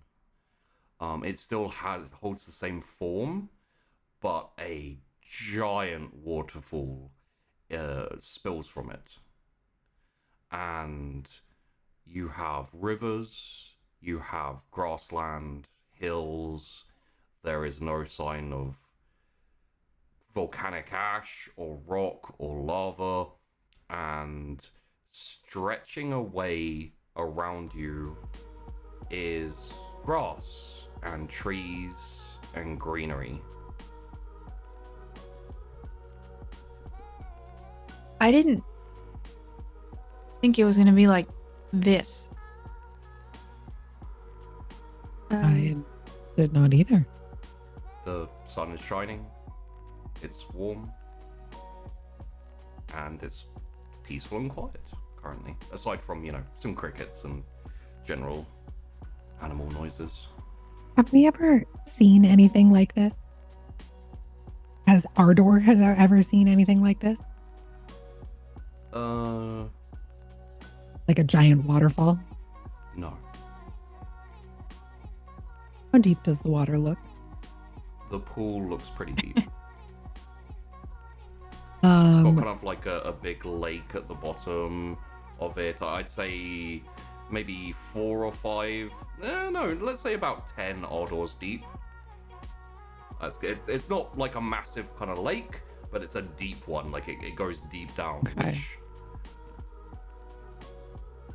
Because Ardor wants to go into the waterfall, but I just don't think. I think that you're gonna see Ardor just like completely have moved up to the waterfall, and like a puppy, just being like one head's going in the water and like just trying to see, looking around, like dipping. Almost as like just a comedic, adorable puppy for the first time seeing water, this much water at an extreme, trying to bite at the flowing water, probably. Especially the extreme kind of like waterfall. Mhm. Yeah.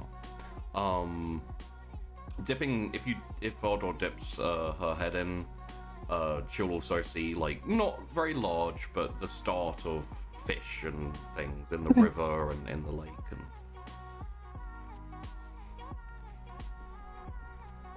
I don't want to live here. Warmer than a mountain. I would live here. It's pretty. Archie can teach me how to swim. I think Argent would kind of, however a dragon can chuckle, that would be about as close as you get. Yeah. Of like the, sure. Sure, that's how that'll work. And like, Ardor's just like, yeah, you're teaching me how to read, so you can teach me how to swim. I would look around a bit though and be like, where are the eggs? Like, is there like an egg spot? They were up, They're up. right, Cassandra? Where are the eggs? Where is the black rock that the plateau is? The egg vault was said to be through a crater at the base of the volcano. Ooh. So There may well be swimming involved. I can scout ahead easily. If it is in the water, I saw fish.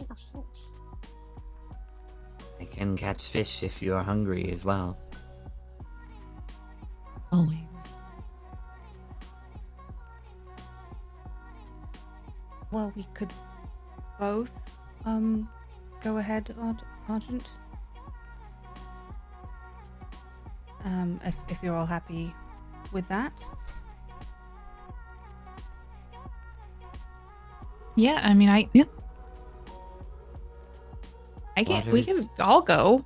I don't know. I mean, I've never really gone proper swimming. And also, you It's- wanted to see where the eggs came from, right? Yeah. Everything seems. I know I don't judge a book by its cover, but it seems like it should be okay for all of us to go. It's just rather deep. I can see if it's at the very bottom or somewhere more accessible before you attempt to hold your breath for an indeterminate amount of time. And that does make sense. We do have limits on how long we can hold our breath, so that would be very I do helpful. not. Argent, would you like Which- to have a little explore? Yeah. Argent at the edge of the lake kind of does this like almost like a dive where he goes up and then he goes straight down into the water with like barely a sploosh, barely a sound, just kind of slides into the water, and then you see him kind of snaking away off through the water. Argent, you search the bottom of the lake, you search around, there's nothing really that big. Best you're gonna do is like a regular sized trout at the moment. But the lake and the river themselves, they are large enough to support more life, so you know, hopefully in time. Nothing at the bottom. However, as you search around, you do eventually find further along behind the waterfall a large carving entrance. And yeah, after kind of finding those sorts of things, pop back up. I believe where we wish to go is behind the waterfall. Little to no swimming needed. Though the water will support large aquatic life. I mean, we could plant the island with things to food sources and such, could we not? If That that's what we looks like it could support quite amount of life. The island itself is significantly large. To give you a few ideas, easily support herds and herds of wild animals, could support grazing, The mountains are hills for the most part, aside from the central one. It would allow for a reasonably diverse ecosystem.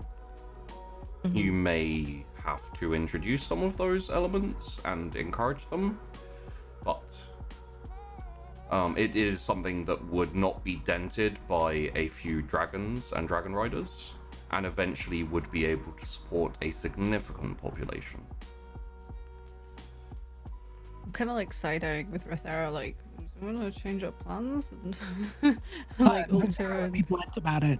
Like, if she's seeing you go, like, this could be everything we've been looking for. We could easily grow crops here. I mean, we had greenhouses where I come from, but it's the same thing, just outside. Yes. I'm used to foraging in the forest, and You do also have the sea. more fish. You also wouldn't have to worry about any, walking armies trying to interfere with you. You'd have to worry about dragons, potentially, and ships, I guess, but We could see those. easier to see from a distance. Exactly. The culture and cities of the mainland of the continent of Lys are also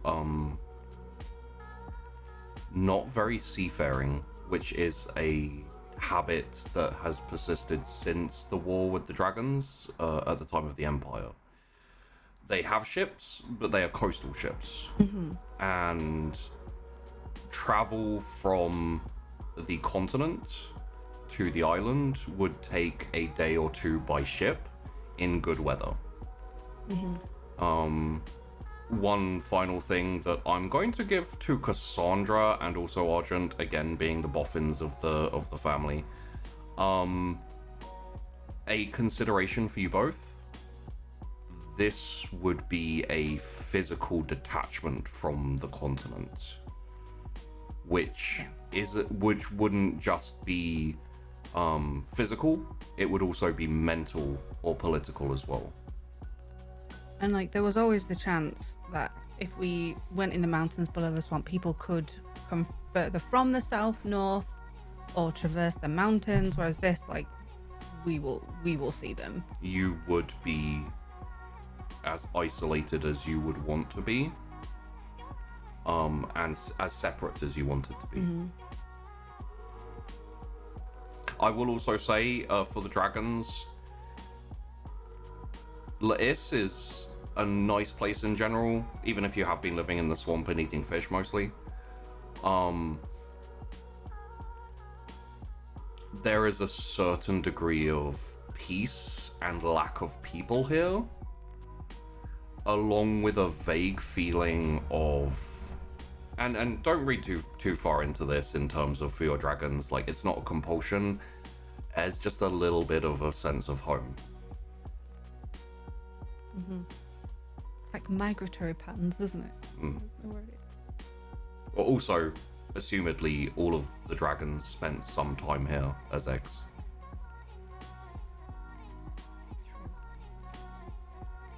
Well, that's a wider conversation. Shall we look in the vault? Yeah, Yes. I think. Yes. Yeah. I would probably lead the way if no one else would step in front of me. Okay. Also, just so you know, any of the dragons going in would get a bit, wet, waterfalled on. Not a massive problem, but until you can kind of dry yourselves off, it'll limit your flame a little bit, aside from for Argent.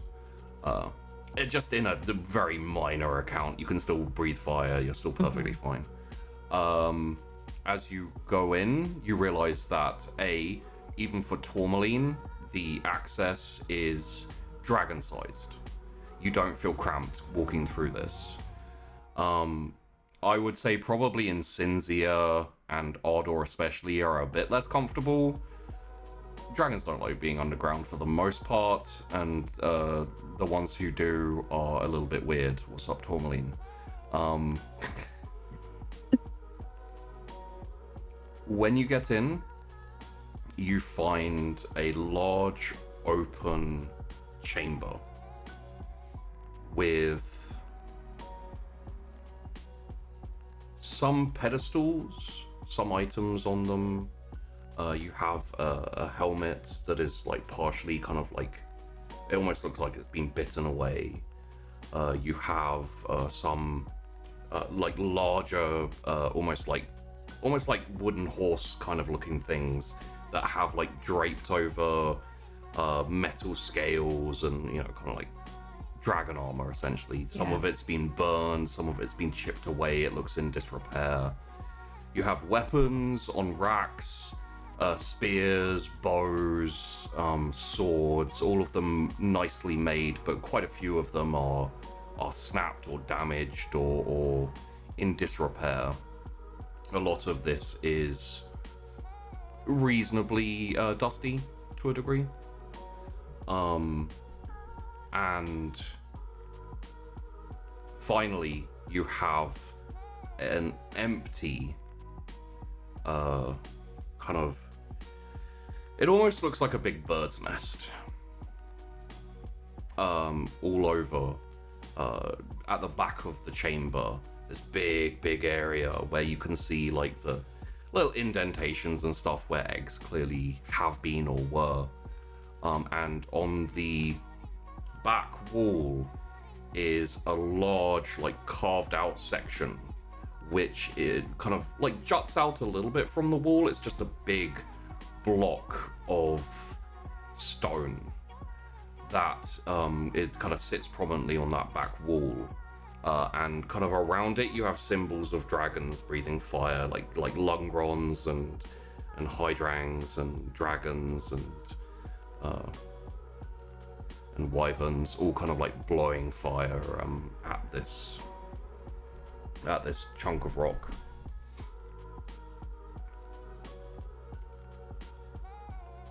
Okay, I'm kind of looking at everything, but there's nothing in the nest. But like, so I'll sort of be interested in the Slab. Yeah. Yeah. And does it look like that's been scorched at all? Like actually? Yeah, I'd say so. I'm not really sure what it will do, but shall we? I like gesture at the slab Yeah. and the depictions. Yeah, I mean, Ulcha's just like awestruck looking around this room and is honestly probably like walking around with Ardor, like, what is, look at that, but like whispering like you're in a museum, kind of. Yeah. And there's the like wiggle, just like the, oh, yeah, and like bumping you with one of the heads, like the pushing against you, like hurrying you up, like, let's look at more things. this is and like just, but trying not to crowd everybody, but also still just like. There's a one of the wooden horses with like the draped mail over it. I would say it's most like scale mail, you know, like it almost looks like scales because that would most fit a dragon for armor. Has like 3 neck holes and like little bits that go up to kind of protect the bottom of the neck, so it's clearly designed for a hydrang.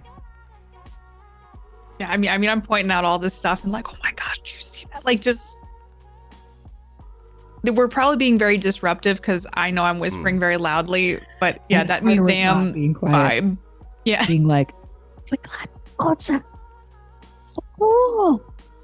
And then as soon as Cassandra says, shall we, like I'm whipping over, like, let's do this. This is probably the most animated you've seen Ulcha in a long time, and I just kind of like shuffle over with Ardor for what the next steps might be. What do we do? Can I try and surmise what we do other than flame it? Because I don't really know. It's not very like Cassandra to do something without knowing what the result is. Fire? I mean, they're all depicted breathing fire on the slab, and it has scorch marks. So Should Shall I we can all? do that. Can I do that, Ulcha? Let's do it all together. Okay. I'm gonna step back, and like kind of do a reassuring like pat on Ardor's side. So I'm assuming all 4 dragons are going to do this. Okay. Good assumption. I guess Tourmaline's just gonna be like sauntering over. Yeah. I'm ready. So, all 4 of the dragons line up in front of the slab.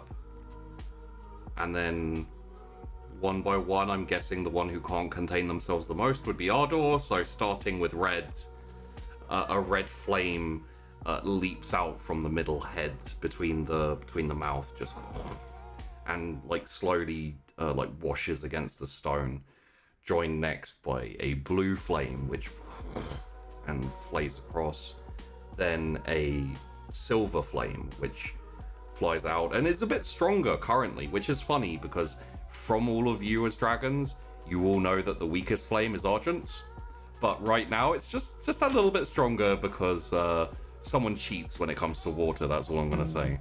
But the silver flame licks across, and finally a deep, rich brown flies out and hits the slab and kind of splays across it. After a few seconds, dark lines and outlines start to form across it and start to glow like kind of a light red, just almost molten, almost magma. And the blank slab turns into a map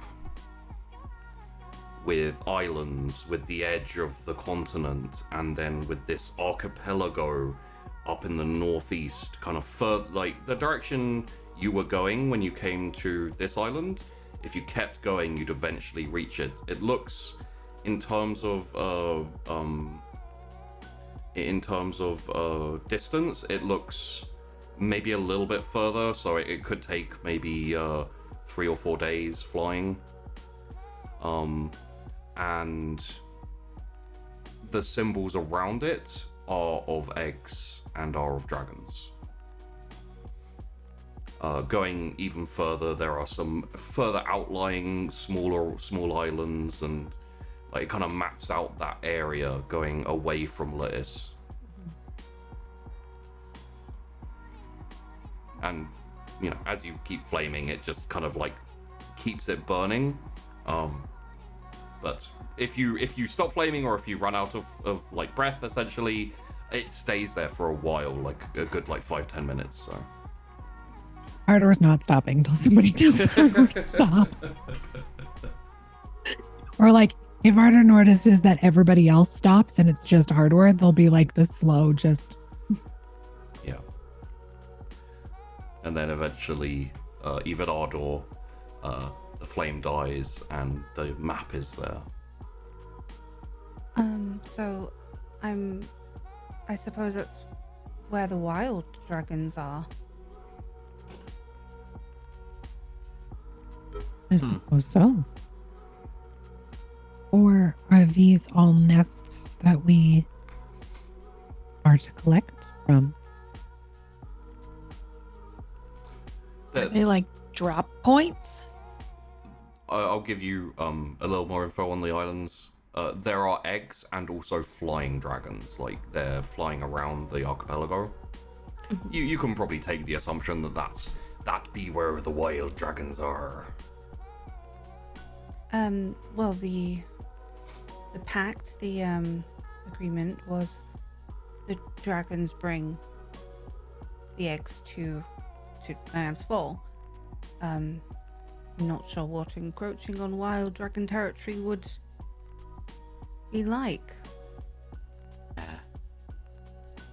That's not something that I think we need to worry about right now. Or find out. Agreed.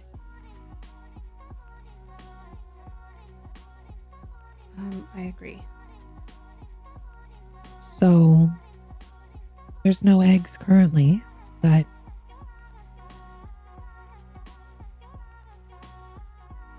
Who's to say that these dragons won't bring more? I think things are changing. If this place is any indication, absolutely.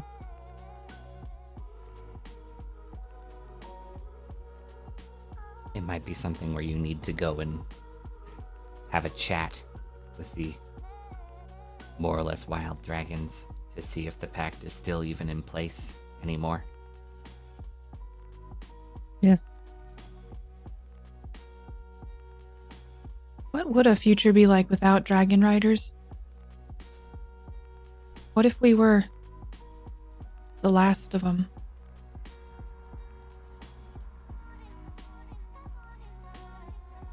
Can the world protect itself from all of the monsters?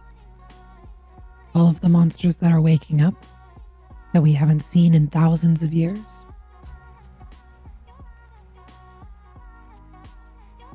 Probably mages would have to be leaned on more, which would mean that people would be dying a lot younger.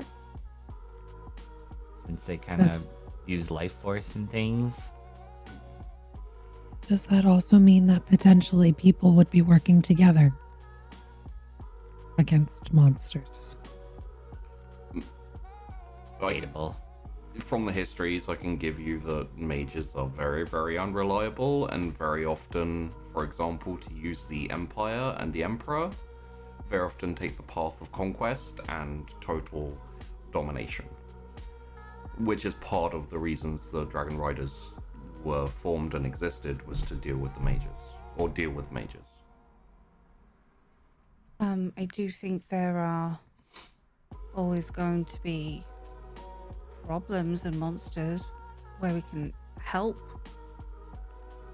then we could. But do we need to exist? I mean, yes. If only like- to keep the pact with the wild dragons. Isn't that kind of political in its own sense? Well, who else is going to be political with dragons and deal with just- them? Wonder, like, if we are the last of our kind, is that such a bad thing? People get so reliant on things that they stop relying on themselves.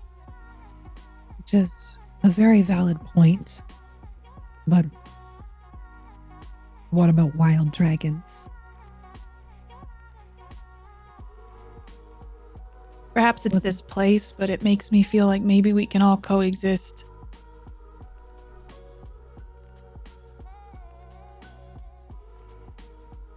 This world feels a little bit like a utopia. And so sometimes I wonder, is it a little too good to be true, but it makes me feel like things could change. I think that's I think that was the direction we were being pushed in, that things needed to change. So being able to see the fact that we can see change or see options is better than complete and utter destruction. Not saying I needed a sign, but I think I needed a sign. And I think this is it.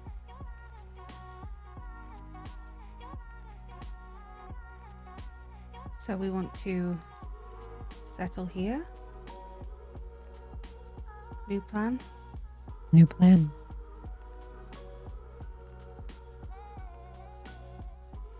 I sort of glance at Perry like, There's the awkward slow plan? pan.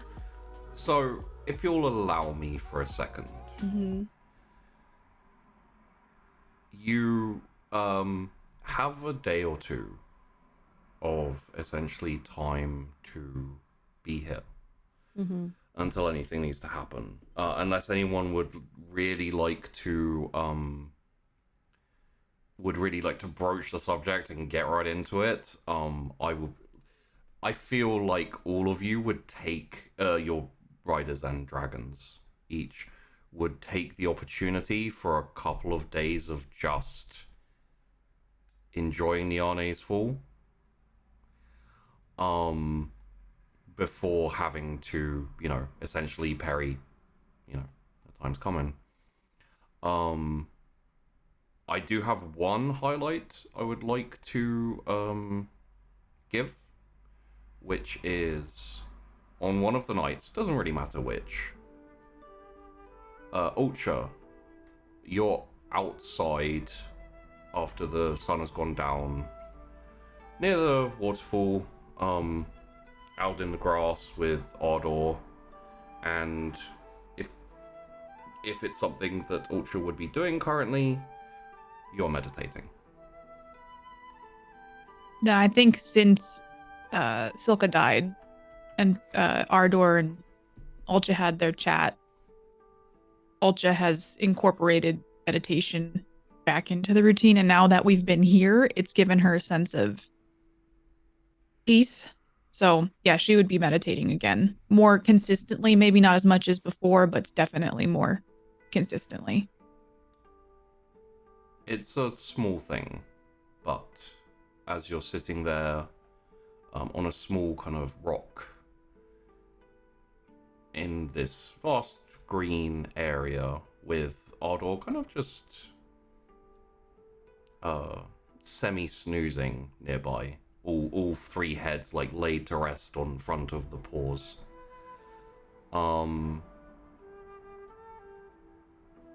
Probably for the first time since last time you were here, actually, you feel better about things. You feel like, I'm not necessarily going to say hopeful, but there is an ability to find peace away from the tumultuous chaos that you've been feeling. And after a little while, you hear the flap of wings, and your head does that turn, almost 180-degree turn back towards the direction of the noise, and you see big big fluffy eyebrows and big pointy bits on its head, a fairly large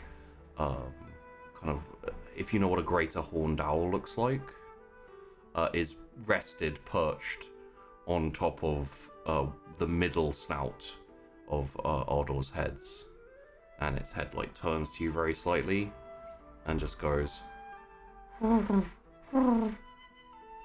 and then takes off and flaps away.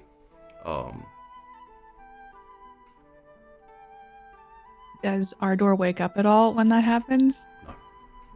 Oh yeah, the eyes snap open, but it's like, I can't eat this thing in front of me. It's on my nose.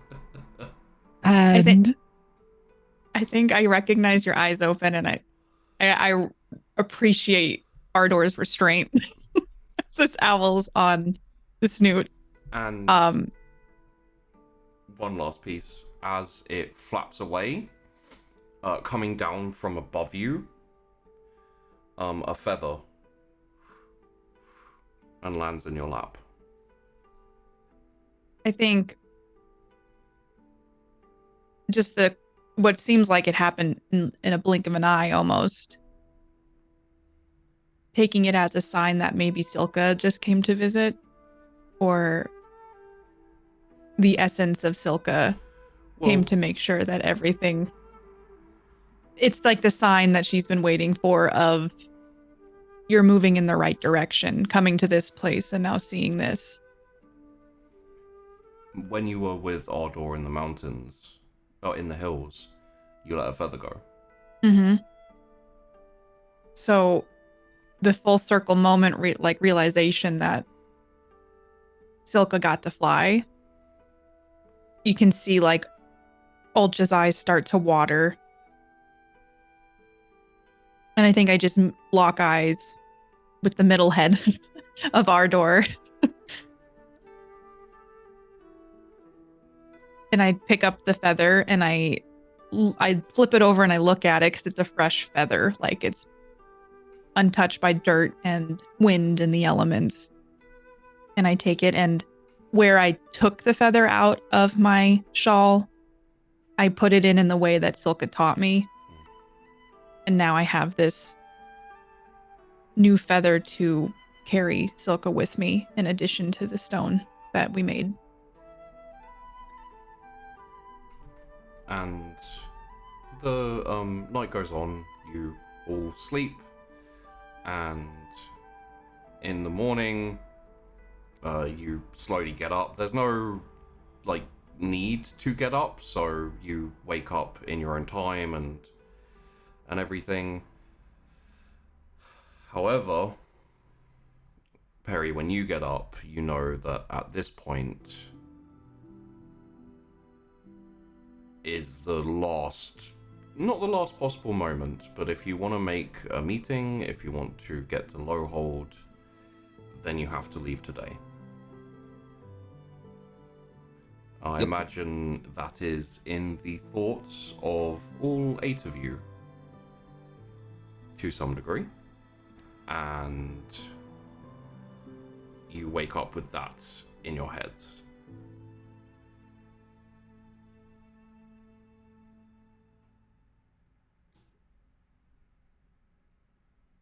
Perry's probably quietly putting his stuff together. Yeah. Rothera would have been up. She's a super early morning riser, probably making breakfast, doing the normal stuff. Yeah. Is any of Perry's stuff around the campfire? It's been packed up. Or would it have all been packed away? Yeah. All his tools would have been packed. I don't think he would have taken those out. But like bedroll, standard like camping things are probably what he's slowly collecting. You notice there's a little bit of extra food and like stuff made for a journey. But I would have put it somewhere that you would have noticed. I was just like, maybe next to your breakfast, but Put it next to Incinzia, being like, "Oh yeah, this is for Perry." Well, Ulcha and Ardor would be packing up because we said we were going to help. So I feel like quietly also just... The intention is to return here, but we're going to go help Perry right now.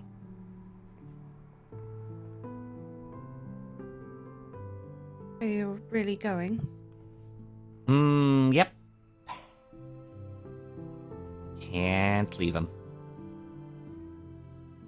Not without, compromising everything I am, stand for, and believe. I don't really want to, just letting you know. I mean, at some point, Perry, you... Can't believe I'm saying this. Have to live for not just for other people. You have to think about what you want long term as well. If that's the immediate protection of your people, I do understand, but you can't live your entire life under someone else's decisions for you. Yeah. That's kind of why I'm going, honestly. Because if I don't go, all of my people have to do exactly that.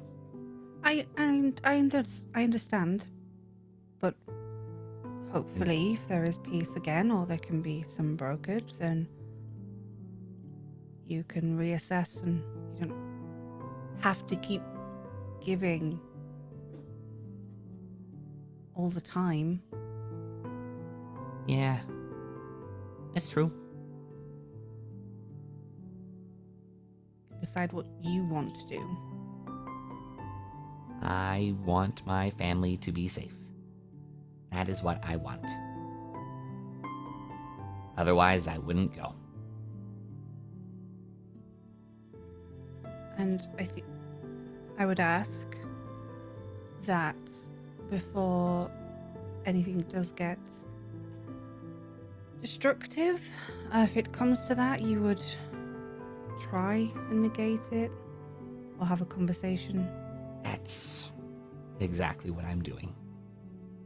I know, but if there is offer of communication with them, I would just ask that you don't go defensive or full raising. That's not what I want. The defense only happens if there is an attack that we cannot prevent, which I think is pretty in line with what we were taught. The whole idea of diverting rather than attacking, like the giants that we dealt with. You leave them alone unless they are directly going to be causing a problem, and there's no way to stop them.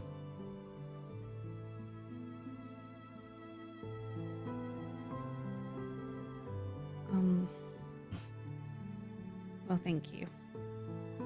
And you know, we're always here for you, Perry, even if we don't always agree. I'll be a safe spot if you ever need it. It'd be political though, so maybe don't if you can avoid it. Appreciated. We want to avoid politics. I'm just saying, like, you'd be affiliated with me, which is not a great idea based on what you want to do. But you're welcome, whenever you want. Thank you. And before I go, if I find people that wish to be dragon riders, if you're here, how am I gonna get them to you? And much like the merchant, we can have a smoke signal. Big Set up? smoke signal. Trying to squint to see if I can even see Lowhold's mountain from here. In time, especially, you will have dragons again. Mm-hmm. One of those dragons is the purple dragon, which can affect communication over long distances. So you can work it out. And for the awkward people in the group, I'm going to set this up.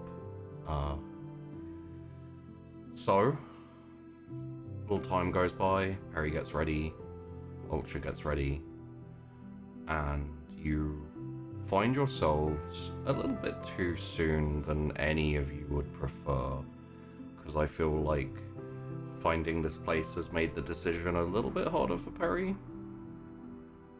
But you find yourselves standing out in the open field,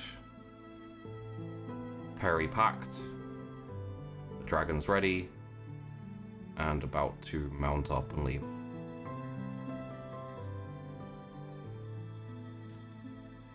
Well, I guess it's time for me to go prevent a war.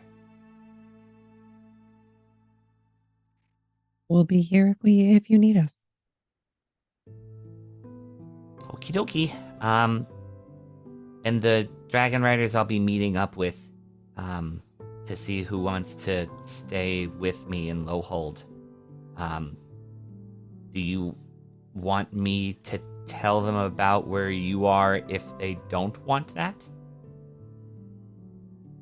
I don't know their dispositions and if that's a safe idea or not. But I can if you want. I feel we need to give people a choice, just as we need to speak to those in the south. What do you think, Rithera's safety, or at some point we will be bringing people in, Yes. and But- they didn't have options before when they were raiding. We could meet them away from here first and vet them ourselves.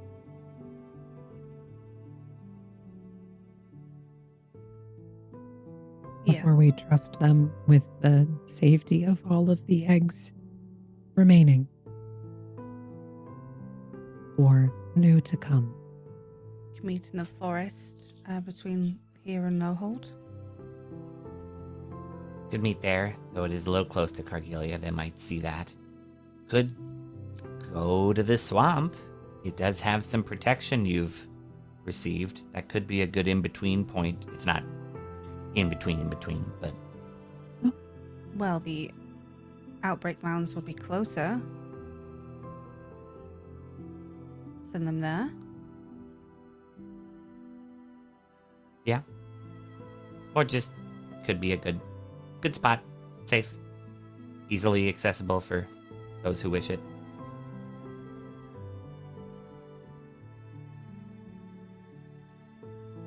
But I should probably get going.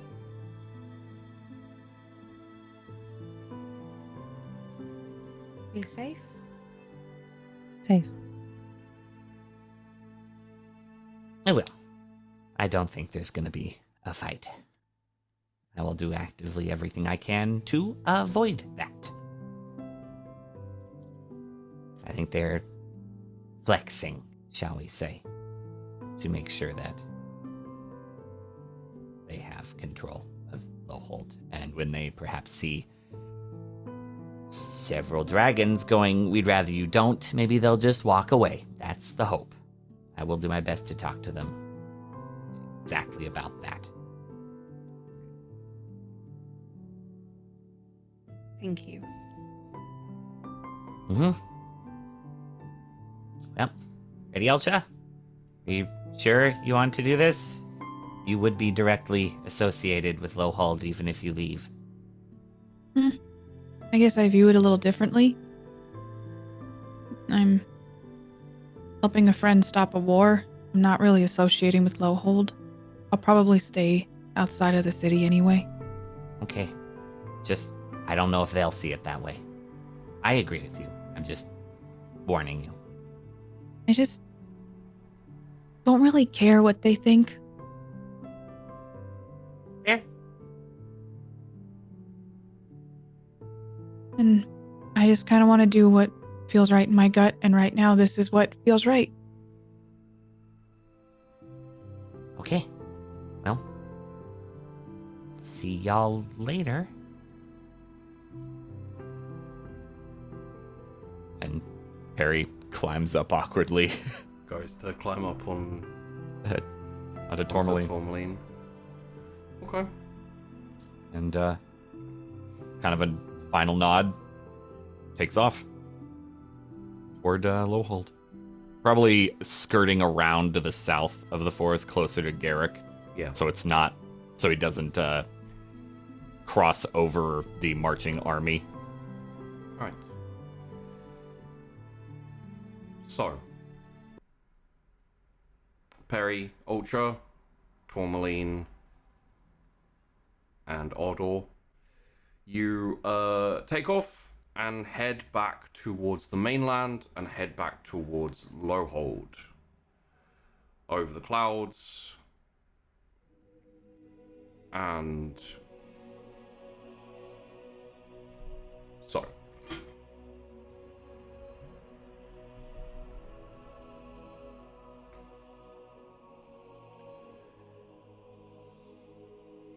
covering what will happen over the short period, and we're also going to cover what happens over a longer period as well.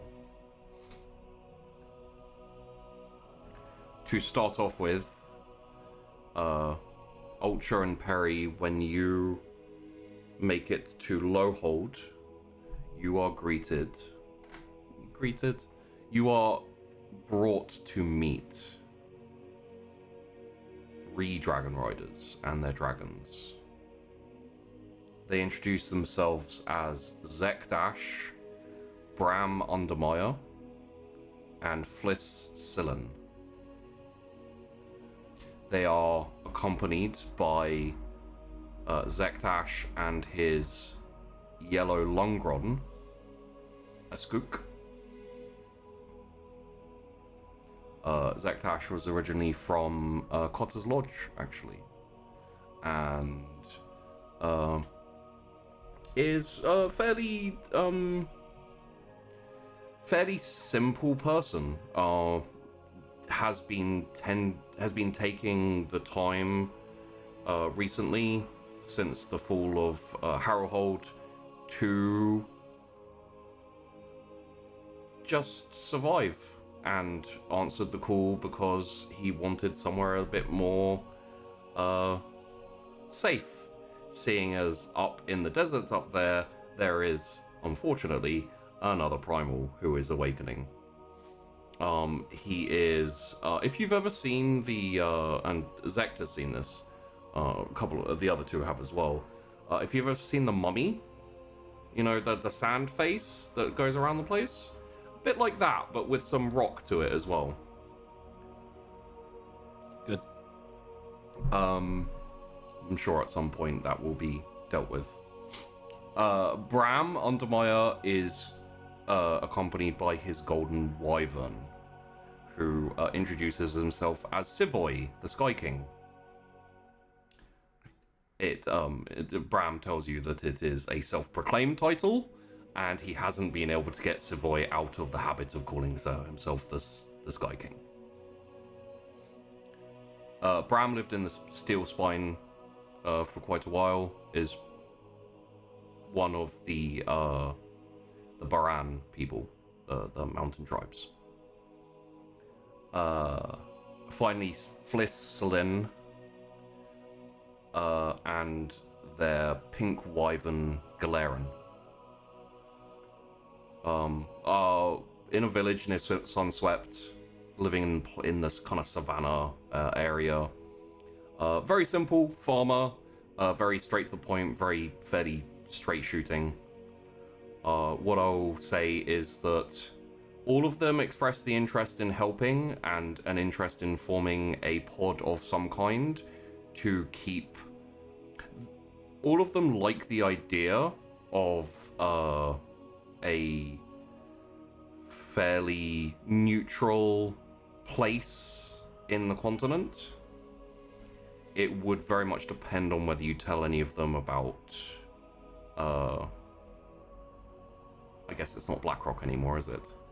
About Niana's fall. Oh, yeah, Perry would just be very upfront with everything. He wouldn't hide information. Okay. In that case, Fliss offers to be a liaison, essentially living more at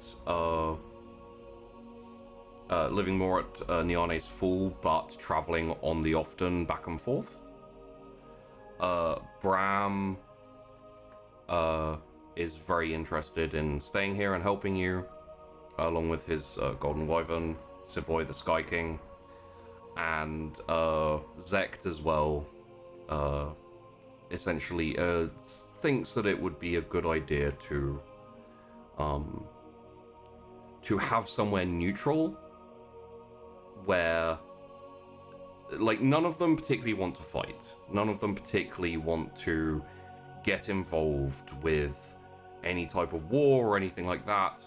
At the same time, they've gotten sick of being in the wilderness completely, where it's difficult to survive and you have to deal with more, let's call it primal things. So essentially they offer themselves as similar to a pod, like a partnership, to help you, because the one thing everyone can agree on is that even though there will be pretty much 3 of you, 4 given Flisses back and forth, that will maybe be enough to deal with the Master in Cargilia. Mm-hmm.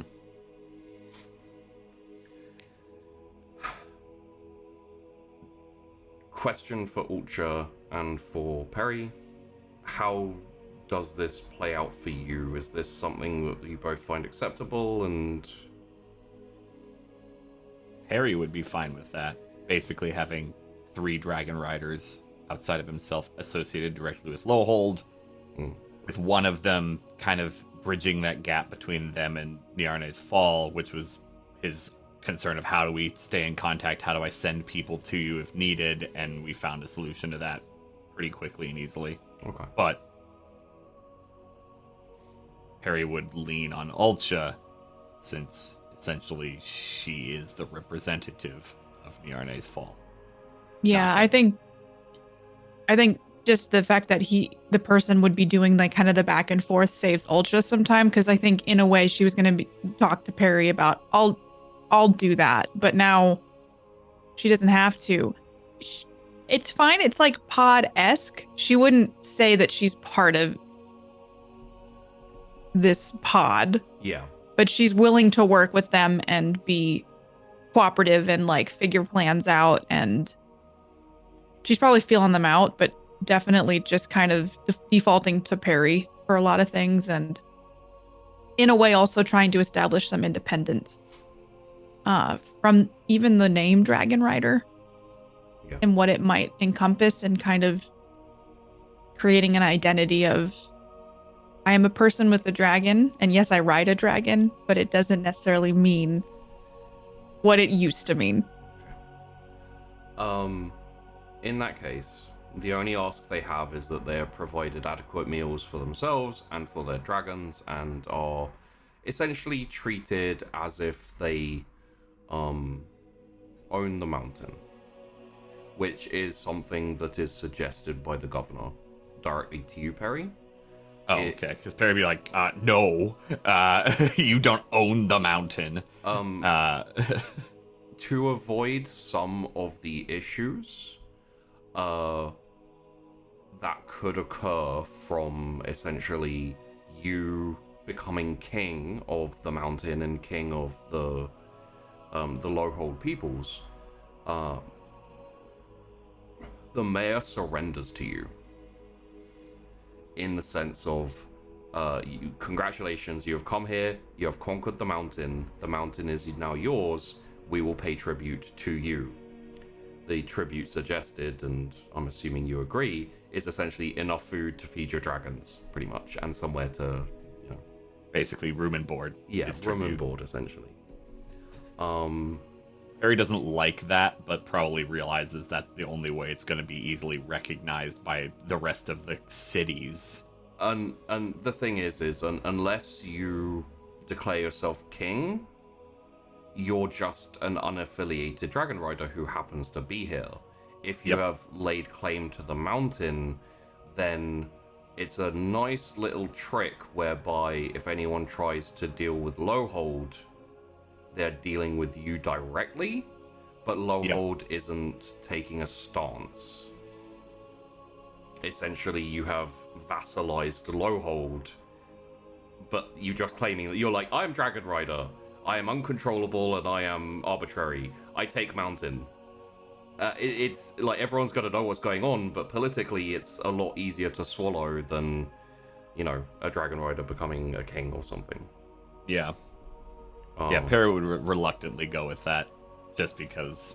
I imagine there were a couple of days of debate between along those lines. Right before the army, like right up until the army shows up. I will say as well that when the army shows up, it is without the Dragon Rider Master and the presence of 5 Dragon Riders who come out to meet them, essentially on a diplomatic mission to be like, hey, what's up? The general, while he is decent at hiding his anger and essentially being upset, does not have the ability to deal with what you are. And you imagine even if the Dragon Rider Master was here, it would be a case of they would not want to risk losing the Dragon Rider. It's a potential mutually assured destruction at worst. Yes.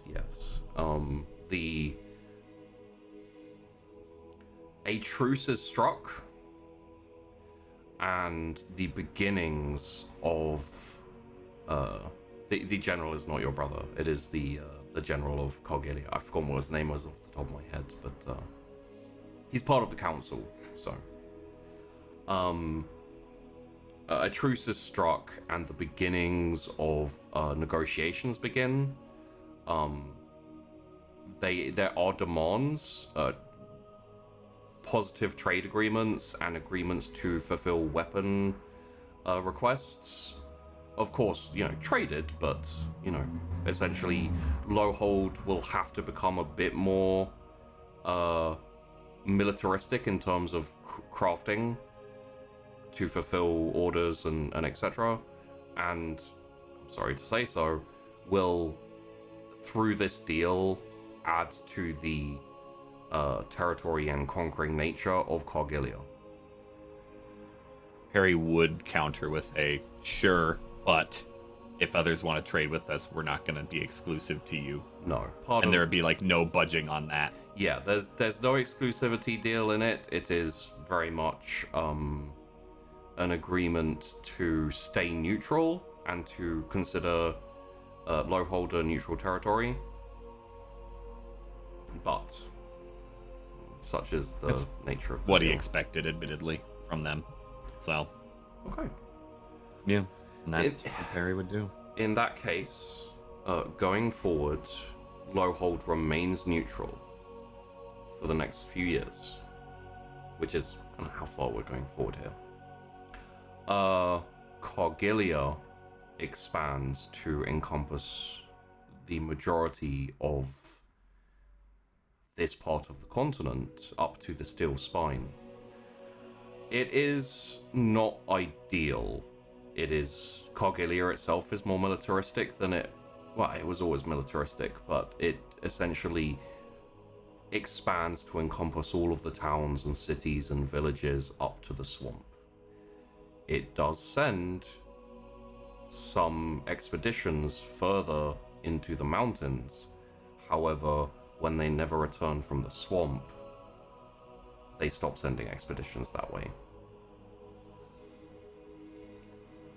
Additionally, there is an ongoing and very brutal war between Regalia, the Kingdom of Regalia now, and the Free States, which are headed up by Gateway. The war is, to a certain degree, at a stalemate, and neither side have used their Dragon Riders yet. Some people think it's only a matter of time. They are all of the factions across Lais, which are slowly expanding, forming alliances, growing, are looking for Dragon Riders to bring into the fold to be part of their factions.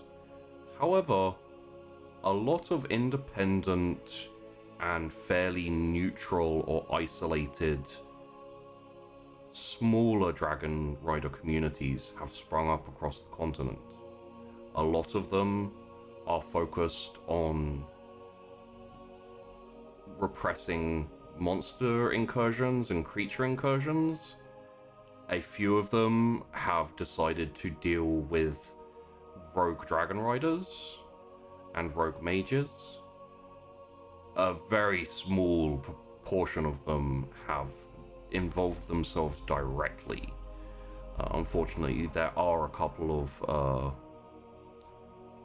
Dragon Rider redoubts, let's call them, across the continent that have taken it upon themselves to start pacifying the area, essentially becoming like Corgilia, like Regalia, a force in their own right. The majority of these tend to be a handful, very often no more than 10 Dragon Riders. More often like 3 or 4.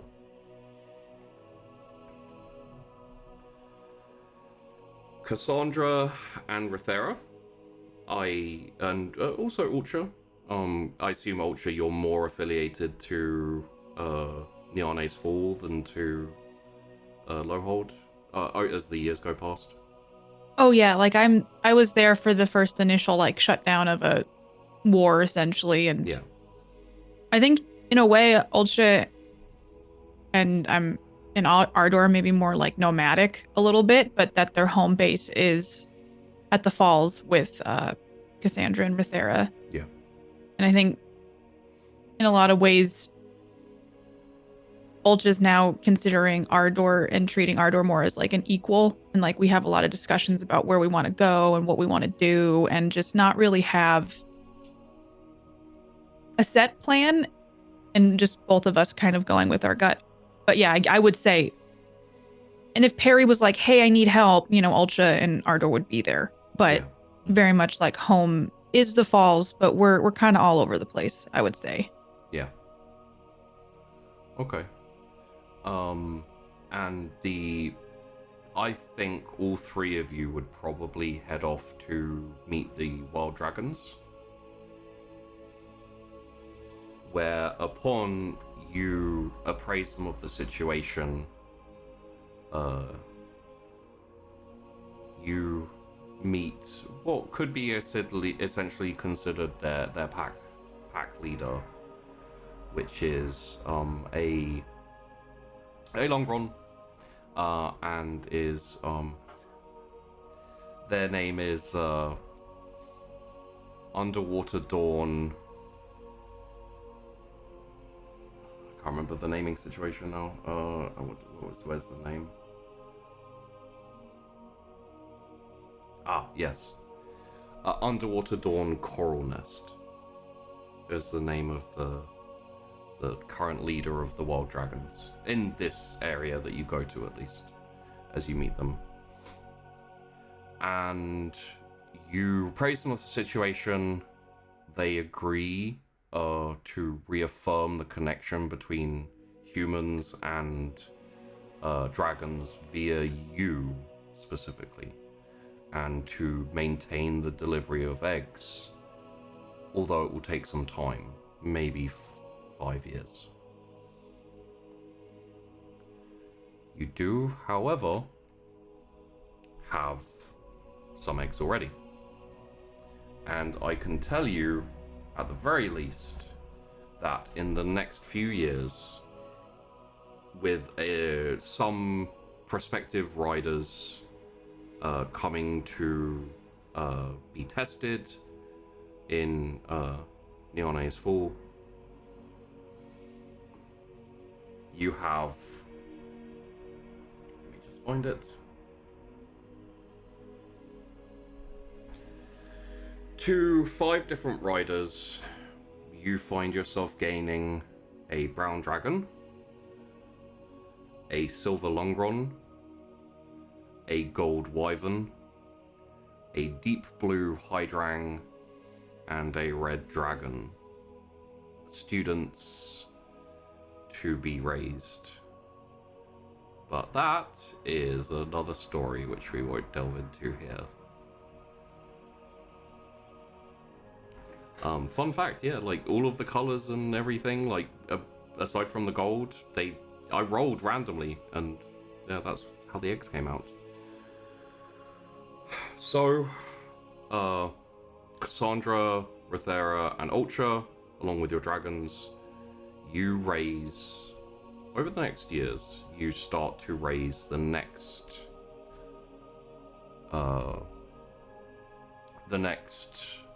generation, let's say, of dragon riders, and you don't have to do it alone. Unfortunately, the dragon rider master Mikala Timpt did die within the confrontation with Desolation.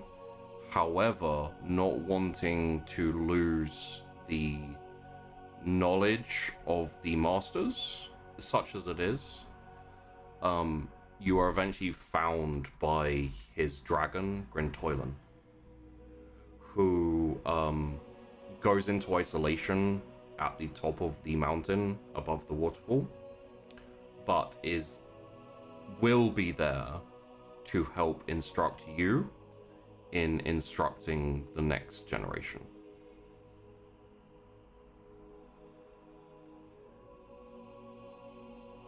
And now, before the end,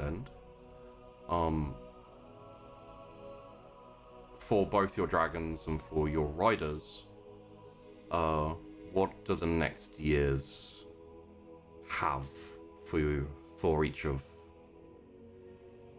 rider, for each dragon? Let's start with Cassandra and Cynthia. I think Cassandra throws herself into learning the history of obviously all the artifacts that are here and about the wild dragons, and also kind of how we can do better next time. What gaps in our knowledge, how are we specialized, the sort of,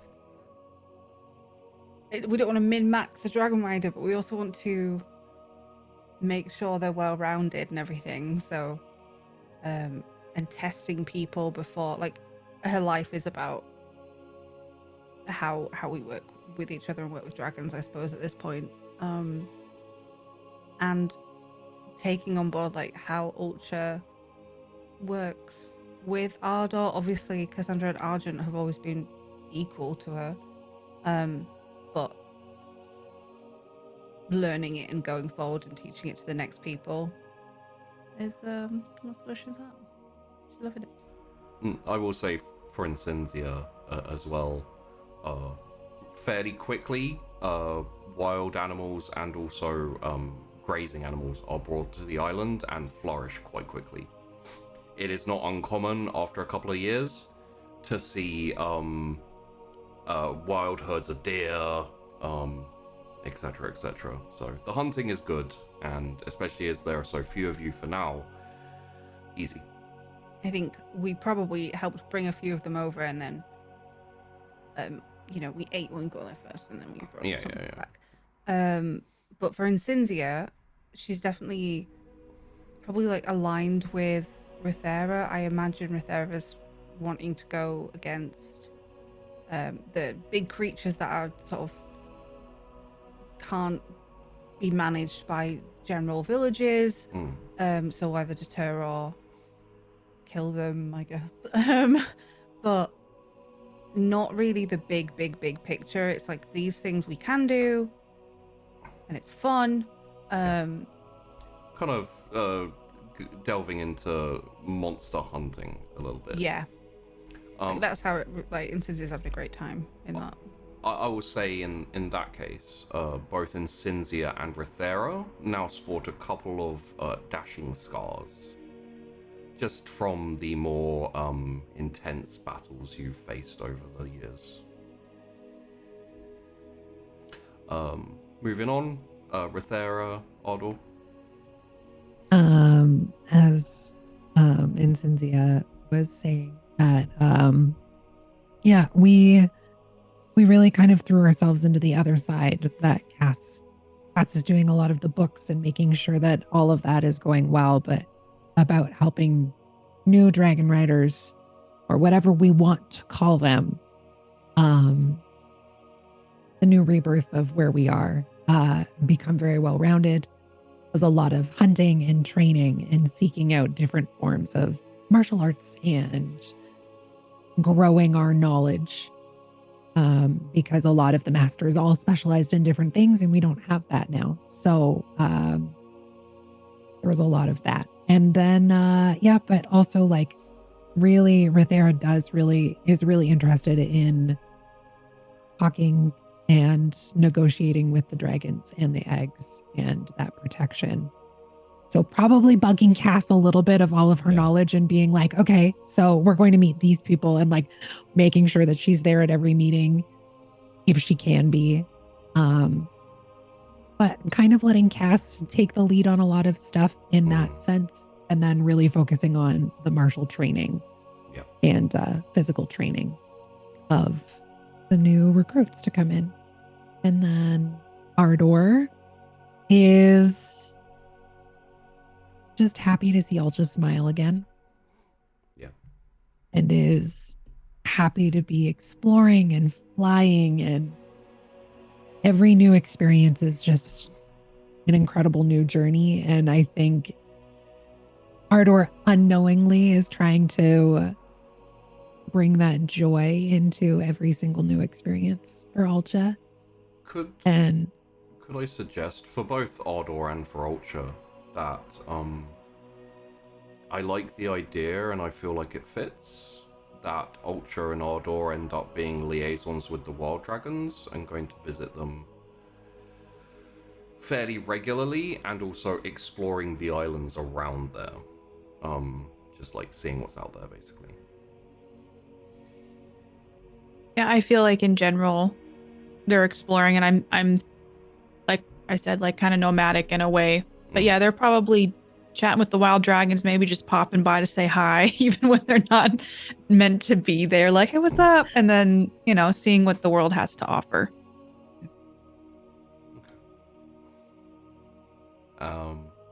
So carrying on for Ulcha and also for Tourmaline.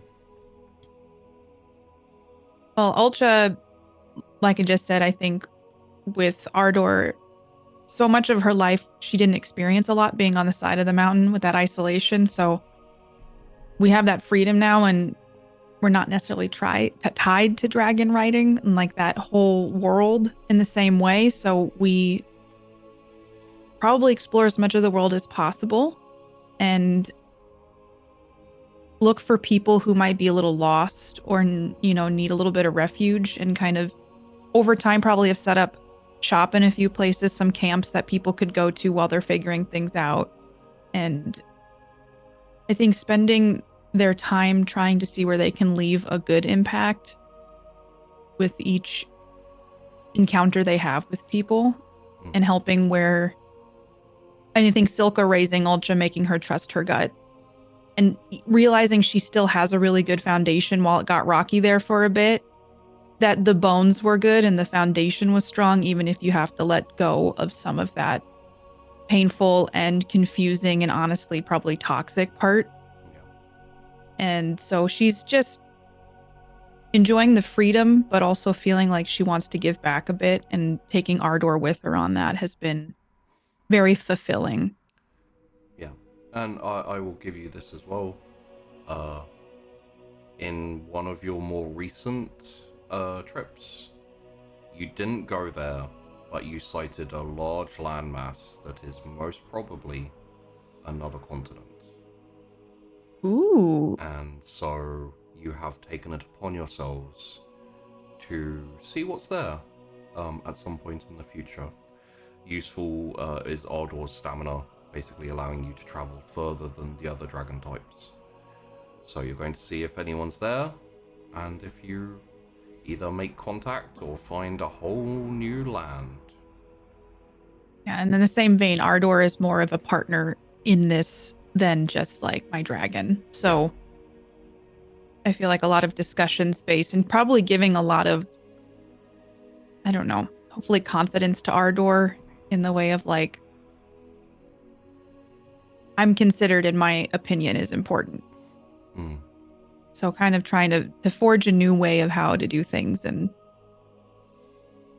yeah, I think, and still going back to the falls, visiting with everybody, probably stopping by to see Perry, probably hanging out and seeing people as much as possible. But yeah, her mission's a little bit different than training other dragon riders right now.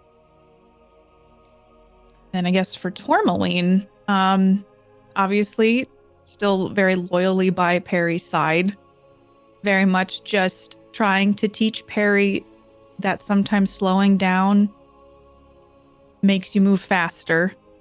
So with all of the responsibilities that Perry now has, trying to be a reminder to take walking a little more seriously than running, and also just being there for Perry when he needs a confidant or a safe place to be away from like the council or whoever, you know, the political side of things. And also probably trying to interject a little bit of fun into Perry's life occasionally. Yeah. He does get bogged down in meetings and But he has his workshop. I'll also add that via Tourmaline and Perry's abilities, you have essentially glooped out, is the best way I can describe it, a hole at the top of the mountain that goes kind of into an area that has never been touched and is essentially a dragon roost. It has quarters for all 4 dragons and additional guest dragons and dragon riders, and is essentially like the only person who doesn't use it much because he likes to sleep higher than all of you on the top of the mountain is Savoy, the Sky King. He's very like, him and Bram are great fighters. They're specifically amazing at you know, if they have to be fighting other dragon riders, the golden wyverns being, you know, very good at that type of combat. He's just kind of difficult, the dragon. Bram's kind of chill, but the dragon is very full of himself, very impulsive. Maybe it's something about wyverns, I don't know. No one's side-eyeing Incendia at all. But yeah, so you have a little dragon roost there, which I imagine doesn't have a name, it's just part of Lowhold. Maybe like referred to as the Lowhold Roost or something. But finally, Perry and Argent. Yeah. Just to start with, as Argent, I think Argent would mostly be doing kind of what Cassandra's doing, with the exception of, and I don't remember the name of the isolated dragon on Niarne's Fall. The Master's Dragon. It is Grintoilen. Grintoilen, yeah. So Argent would probably be doing a lot of talking with, as much as this dragon can deal with patiently. Because there'd be so many questions and like probably jotting down notes to then later give to Cassandra.